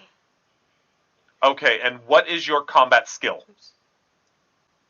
My combat skill, and I'm sorry, I was trying to show that, and then You're fine. I was trying to drop it on the other thing, and I realized it's a bad idea. My combat skill is a 20. I'm sorry, it is currently a 22. Why is it all the way up at 22? Because you got your shield on? Because I have my shield on, and as long as they are not immune to mental blast, which apparently is just basically undead, is the notation I got. Otherwise No. Mind Blast, you have to spend willpower, and that's No. going to be an active thing. No. Mine says Mind Blast is used at the same time as the normal combat weapon and adds a +2 to your combat skill. When using Mind Blast, if you reduce any enemy to 0, you may choose to render them unconscious instead of killing them. Not every creature you encounter can be harmed by Mind Blast. You will be told by the narrator if it's immune. You will rarely be called upon to make a Mind Blast test. It is simply a modifier that I am getting. In my notes on my character sheet, it specifically says I just get a +2 to my combat skill against any non-immune to Mind Blast. Never needs a roll, never needs endurance or anything spent or willpower spent. Okay, I really thought that it was a Nope. willpower user, but I'm just Flee wondering in if that would be terror. appropriate on I'm wondering if that would be appropriate on defense or not, because you're not attacking them. Well, it says that basically I'm just So getting I'm going to into- definitely, since you're surprised, I'm that's fine. definitely going to say no on that. Sure, 20. So you're a is my- 20 or a 22? 20 without that. 20 with your shield. With my shield, yes. And you rolled an 8, you said. I rolled a 7. A 7. Okay. So a 7, and you are up by +8. You take no damage as they chuck their rock at you. Tim, go ahead and make your defense. And I just showed the Okay. chart to Alice, the can viewers. you print this sheet out for me? Will be so much easier for me if I have it printed. Sure, I will do so.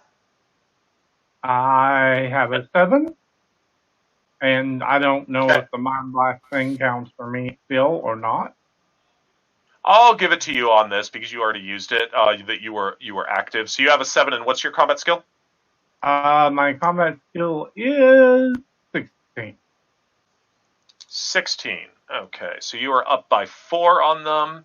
So you take 1 damage, and since it is only 1 damage, it can be modified to 0 from armor. But if it's only anything more than 1 damage, the lowest it will do is 1. Okay. So, all right. Now we're going to go to the normal initiative. Night Fox, you are quick, and so you are our number 1 guy. All right, what am I rolling? What am I doing? What are you doing? You have these 3 guys charging down, throwing rocks at you guys, spears in their hands, that are riding terrifying wolves howling in the darkness. You see them pretty well coming, and even though they got the drop on you, you're quickly reacting. I am pulling arrows and placing them in my bow to engage. Okay. Hopefully, okay. My computer's being... And that's another thing is ranged combat, I believe, is going before melee combat.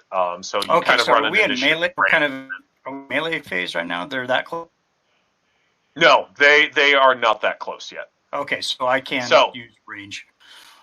Yes. Okay, so I'm going to do that. So you get +1 combat skill at night, +1 combat skill when making a ranged attack, and +2 combat skill when using a bow. So you are at a +4 to your 19 combat skill. So you are at 23. Who are you shooting? The closest bad guy?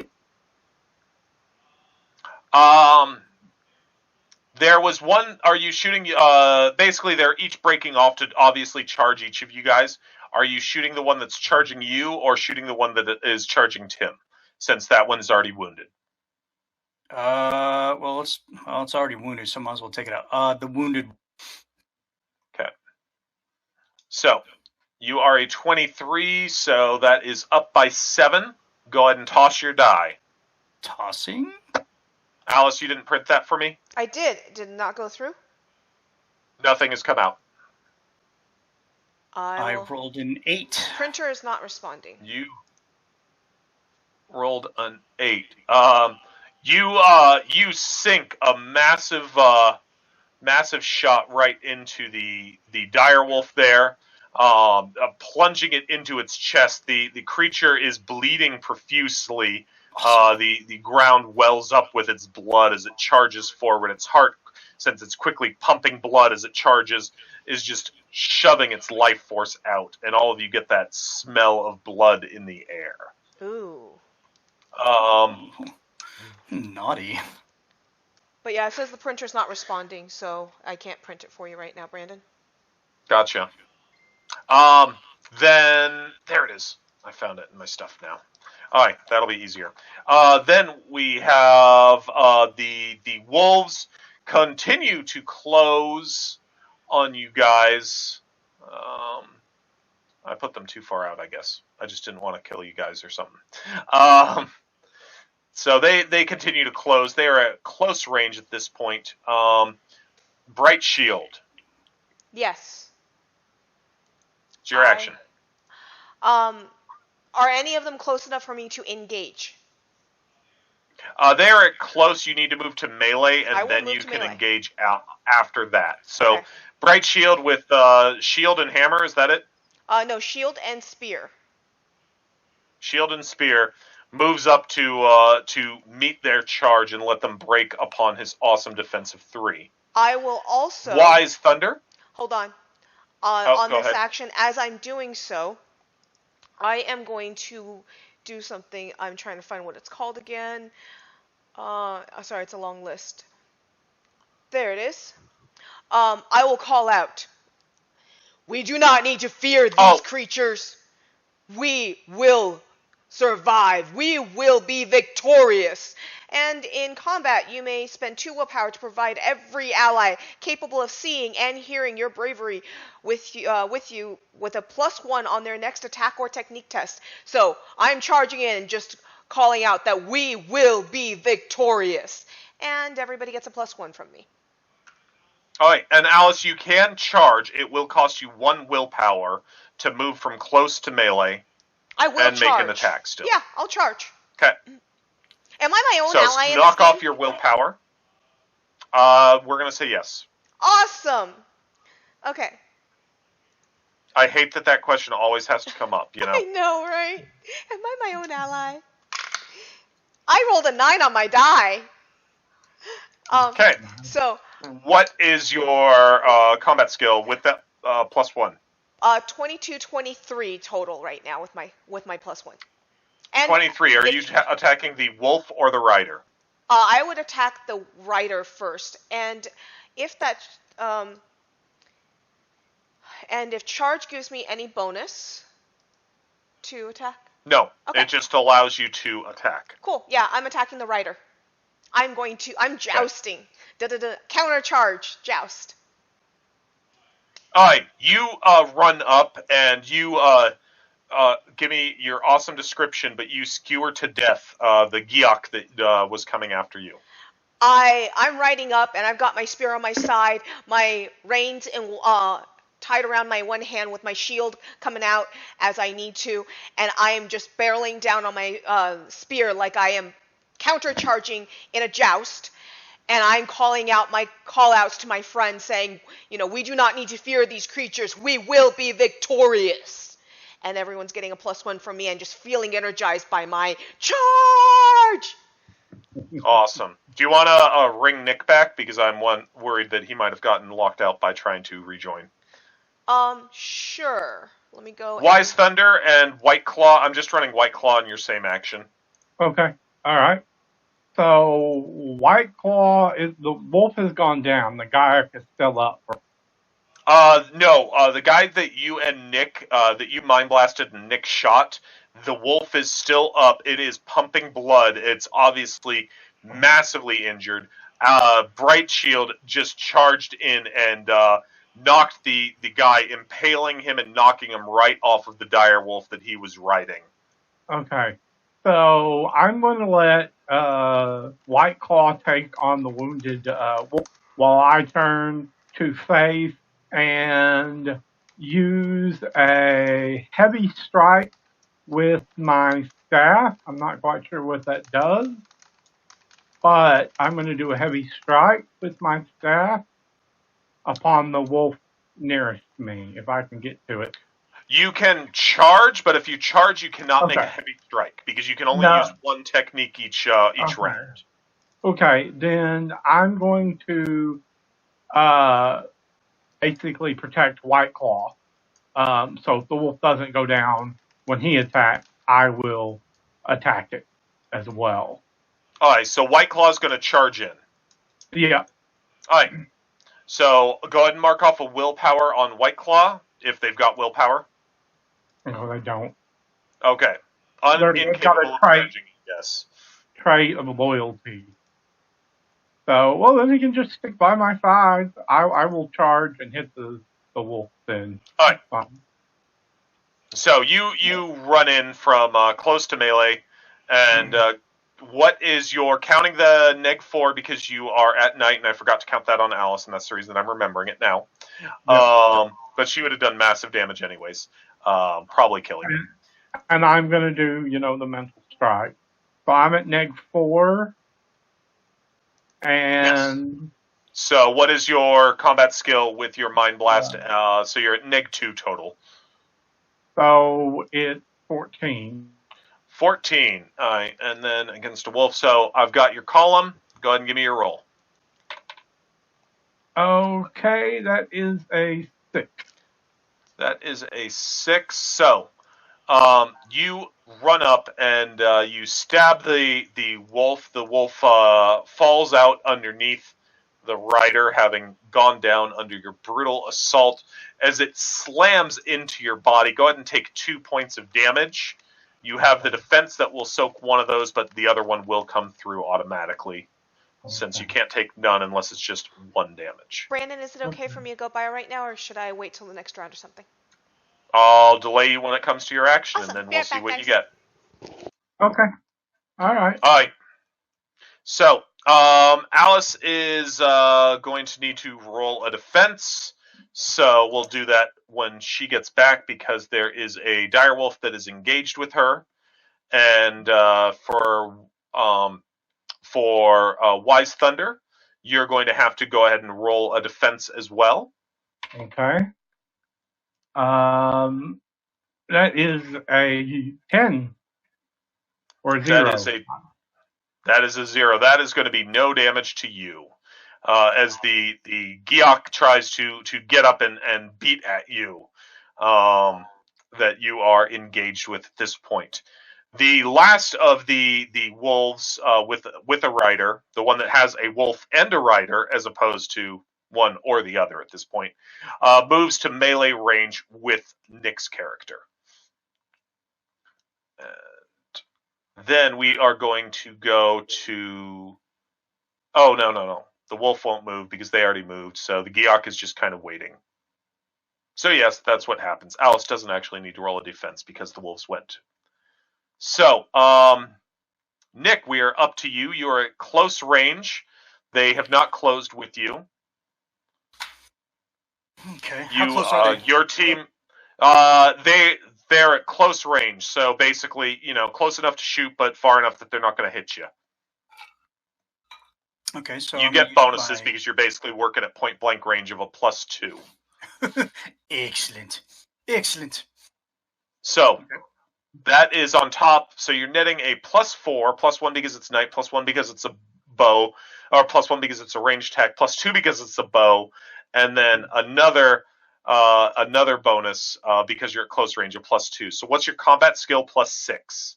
My combat skill is a 19, so that would be 25. So you're at 25. Who are you shooting now? Okay, the what are my wolf that you targets? shot already? No. There's a wolf engaged with Alice. There is a Giok engaged with Tim. To shoot either of those, you'll take a penalty for shooting into melee combat. And then there is a wolf and rider that's coming after you still. Okay, so that counts as cavalry, so I want to take that out because it is most combat effective against ground forces. So I'm going to take out the wolf riding jackass. Okay, so we're going to shoot the dude. We're going to shoot the dude. Go ahead and toss dice. I rolled a 6. Okay, 6. You go ahead and tell me how this works, but you are going to nix the rider off of that one as well. Okay. How does this look? What does it look like? I caught him in the shoulder. What's our comic panel? Oh, well, the guy's riding. He's charging at me hard, or charging to our group hard. I pull out an arrow from my quiver. I draw it back. I line up, and then I let it fly, and it catches him on the shoulder and dismounts him. Okay, and he lands and breaks his neck in the fall. Yes. Okay, then our direwolves are going to get to go. Wise Thunder does not have a direwolf on him. Alice will now need to defend when she gets back. And the last one is going to close to melee range with Nick. I definitely put them too far because you guys are just chewing these guys up. That moves past the direwolf. Bright Shield, then Wise Thunder, and White Claw. Okay, White Claw is going to strike at it, and okay. I am going to strike at it as well. Going to try and get White Claw to grab its arm that's holding the spear and tear while I swing and try and just take its legs out from under it. 7 for White Claw. And what's White Claw's combat skill? 15. 16? Okay, so... 15. 1-5. 15. Okay. So, and you rolled a 7. Yep. Okay. White Claw takes 1 damage. The creature is White Claw comes up, grabs it, starts to maul it, just ripping it apart. It squeals in pain and agony, but it continues to go. Go ahead at that point, Wise Thunder. Okay. Swing my staff. And a 5. Okay. Plus A 2. 5 so will do at least enough damage to drop it, as that was severely injured by White Claw. Go ahead and give us our finishing look as you dispatch now both of your guys. Basically, I break its leg, and White Claw grabs it, pulls it away, and just shreds it with his claws while he's holding it with his teeth. Gotcha. And there's just Sound effects. bloody Icarus pieces lying around on the ground. I'm back. Welcome back. Did I miss my turn? Welcome back, Alice. Thank you. No, Yes, no, no. you did, and you missed them attack you already. So let's go ahead and go back to that. You have a dire wolf. Yes, you have a dire wolf that is trying to bite out your intestines and all. Okay. He lunges at you, so you need to roll your combat skill opposed by his. Okay. So what's yours at the moment? Mine is currently a 23 with my die, including my die. No. Okay, 3 So is- yours is, don't count a die. Sorry. So if you're saying Mind Blast only counts on the defense, which isn't what I seem to read, but then it'd be a 20 is my combat value. If it counts on the defense, it's 22. Okay, and you're at night, so you're actually an 18. You've been sorry, every 18. time I ask for that, you remember that, right? No, I did not. I forgot. So I'm 18. I apologize. All right. So you're up by 2. And what did you roll? I rolled a 3 on my die this time. Okay. So as the creature lunges in at you to try and bite out your intestines, and gets 3 points of damage through on you, affected by armor, Okay, but will so- do at least 1 damage. So it comes at me, lunging at me, trying to bite my intestines out, and I just turn and pap him with my shield, and it gains a little purchase on my hand because I would block all, but apparently I have to take minimum 1. And you are able to you smack him for 4 damage. It is now your turn. You have done damage this turn already, so you cannot attack. Okay. So what do you want to do with your turn other than attack? Well, I think your dog thinks you're crazy, Nick. Yeah, probably. But I think he's crazy, so. I'm going to Motherfucker, wave the one I have on my skewer, the one that I speared right in, and I'm going to wave the one in my spear, and I'm going to just basically use it to rally my people. They are weak. These creatures, they are weak. We shall not fear them. I'll give everyone another +1. Oh, you can just keep doing that? Until I'm out of endurance. By the way, how do we get endurance back? Oh, I'll be right back. Or not That's a endurance, good sorry. question. Until willpower. you know, I meant willpower. heal. Yeah, I mean endurance, 'cause I'm rest. missing 2 of that. Okay. I do this with willpower, sorry. Until I'm out of willpower, I can keep doing it. Yeah, you just need to rest, basically. I'd look up the specific rules on it, but Okay. I don't think they're going to matter. Yeah. It's It's my willpower. I use 2 willpower every time I pop it. It's so- good to listen to me, guys. Nice bonuses. I listen. Alright, Night Fox, you still have, what bearing down on you? The wolf probably. I took out the rider, but I don't You think took the rider out. reverted The wolf, the wolf is continuing at you at the moment. It is your action. Okay. Well, let's take out the wolf. I'm going to. The hell did I get that scratch? Anyway, I'm going to pull another arrow from my quiver, draw it back. It's from slap fighting with your dog. Yeah, and now I'm going to roll, and hopefully it hits the damn thing. rolled a 5. And what is your combat skill with that +4 that you get? You're no longer at close, so. Okay, it's 19 plus 4, 23. 23, so lead by 7. And you rolled a 4? 5. 5. I rolled a 5. I rolled a 5, good sir. Out of that one. The dog lets out the wolf lets out a loud yelp as you shoot into it, and then the two remaining wolves turn tail and start to flee. As they run, Night Fox, you can, if you want to, pepper them with arrows. You have 12 total, and you've shot 3 here, I think it is. So I don't know if you want to continue using them. No, if they're running away, I don't need to Okay. use any more arrows on this encounter. Alright, so Wait, it would I is need at a this skill point to 5. craft? I would need a crafting skill to make more arrows, right? Yes. Okay. So I had So, to talking to Bright replenish. I Shield. have to.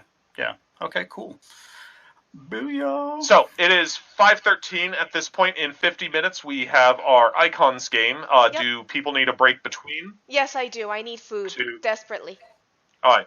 I'm sorry. So I'm going to say that, yeah, that's fine. We at least got a fight in.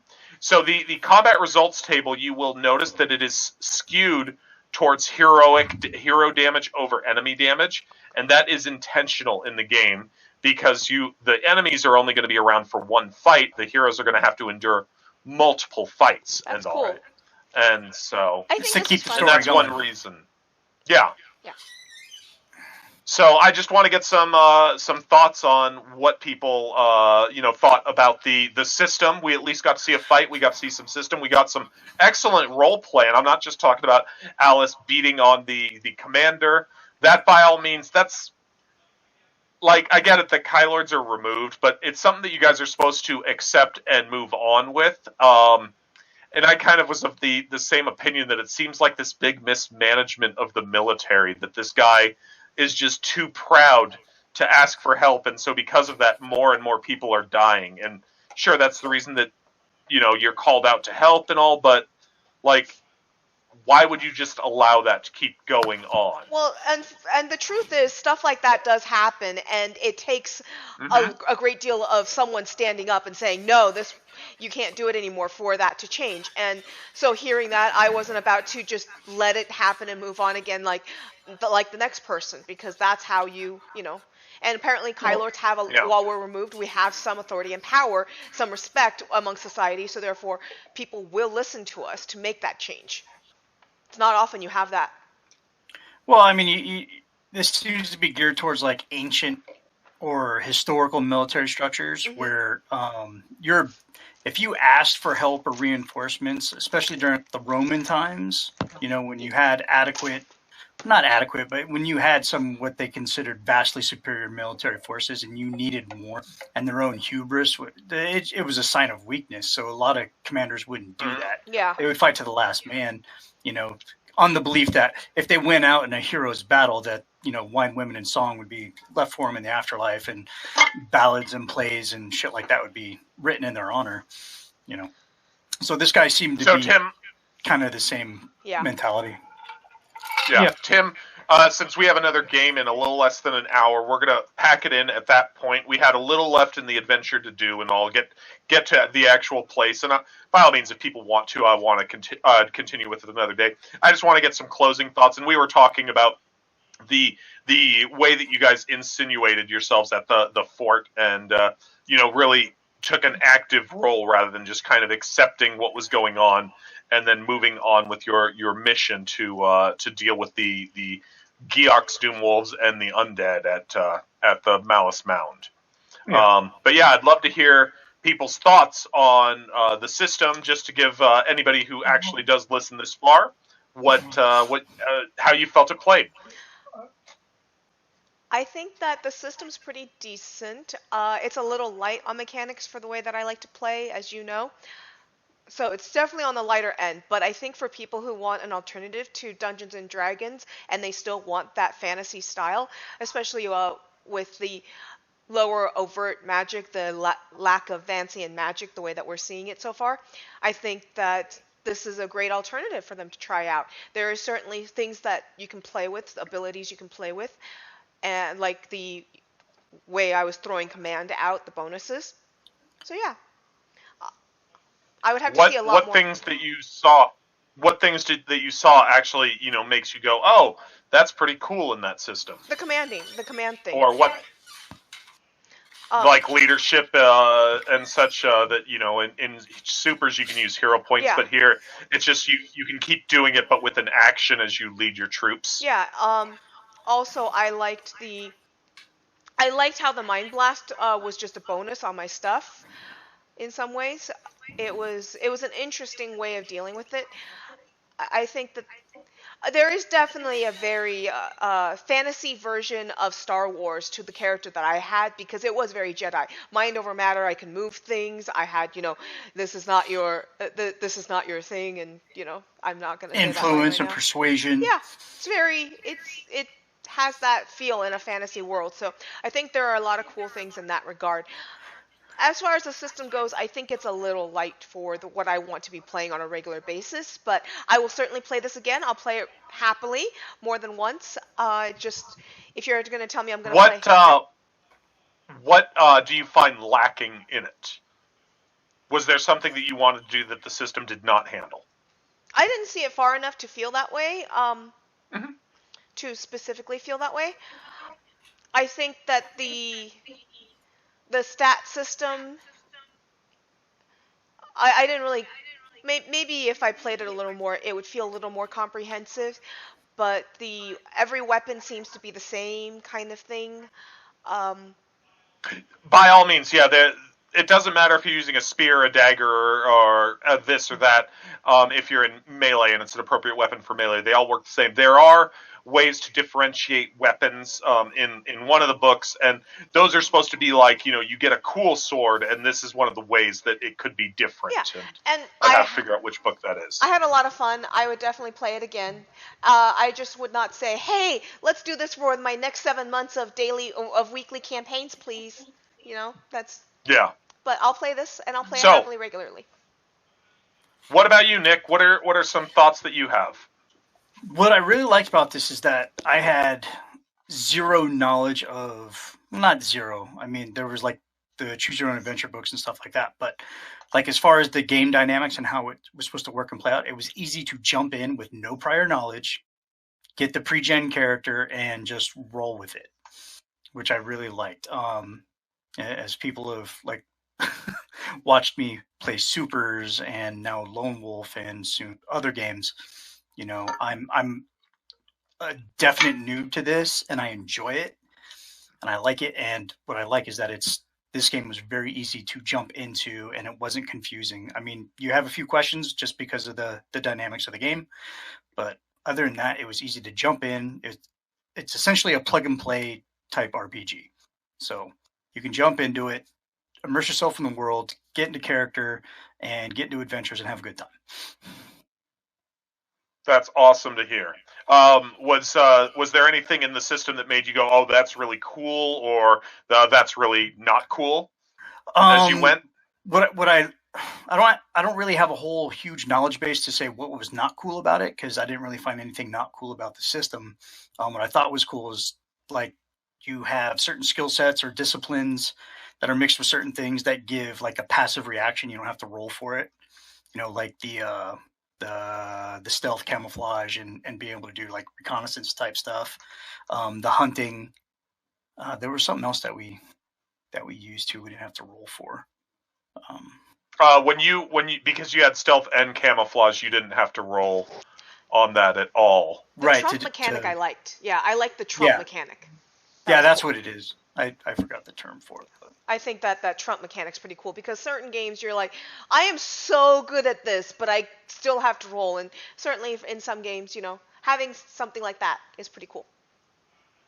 I thought the trump mechanic was a pretty cool and unique in just saying, yeah, if you've got both these, you should be just winning this scenario, and it benefits you for being that specialist, and The sneaking up on people just seems awesome to me. What about you, Tim? Assuming y'all can hear me, We can hear you. y'all are Yes. all Can kind hear of you slow fine, mode. sir. I am a big fan of the Lone Wolf book, and also the Gray Star books, which was a wizard series that Yeah, I remember changed those up too. the framework. And as a big fan, I feel that this captures the feel of the game to a great degree without making too complex a system to do what was fundamentally a very simple system for just anybody to pick up, because they were like little novel-sized books or slightly smaller than like modern novels. But they were novel-sized books back when I was younger. And, you made your character and you went through it as a lone wolf, and it feels that way. It feels very much like playing one of the game books.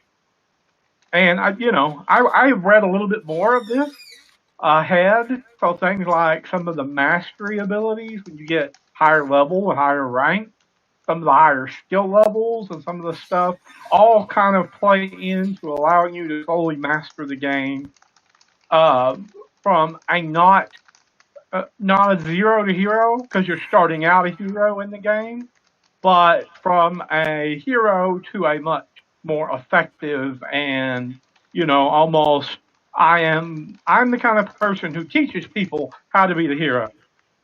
Yeah. And in general, it's like I feel it does the lone wolf setting justice. Um, and I mean, and we only get to play by playing this starter adventure, one of the focus classes from the book. But in the books, there are other regions and other characters that the lone wolf runs into over the series of the book that have been made into different classes in some of the other supplements. So there are things like dwarven gunners and who use guns, and there are knights that are playable.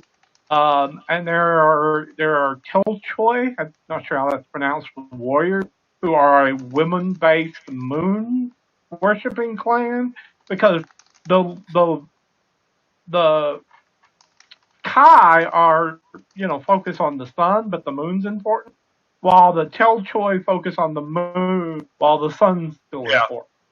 And they That have there's a lot of supplements for to support that world that Joe Deaver did come up with in those books. right, And the box set stuff is just dealing with the Kai. There are ways to get into those others, or if you have the person, well, I want to play a wizard. Not that there's anything wrong with that, but some people just every game, I want to play a wizard.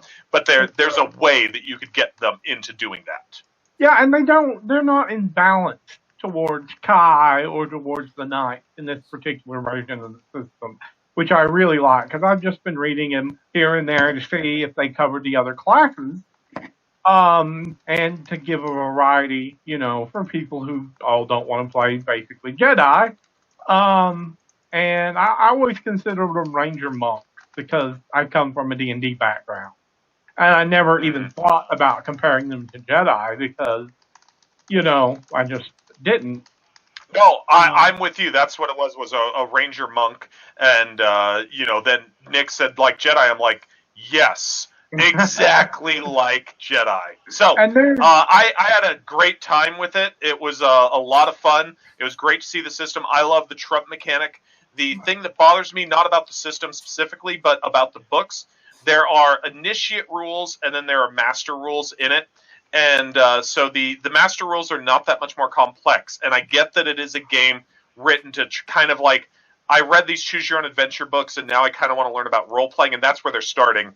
Let's just teach you, and the initiate is very much spoon feeding you. But then you get these little snippets of if you're playing master here, if you're playing master there, and it's kind of confusing if you wanted to keep separate the initiate rules versus the master rules. I think that it's great because you get this box set, give it to your kids when they're reasonably young, and they could pick it up without a problem. They could be going out and having fun D&D adventures. Alice, do you want to sign us off for the night? Sure. Thank you, everyone, for joining us for BWK, and we hope you enjoyed the show. Please tune in next time to another episode of whatever we're playing. And please don't forget to subscribe. Bye!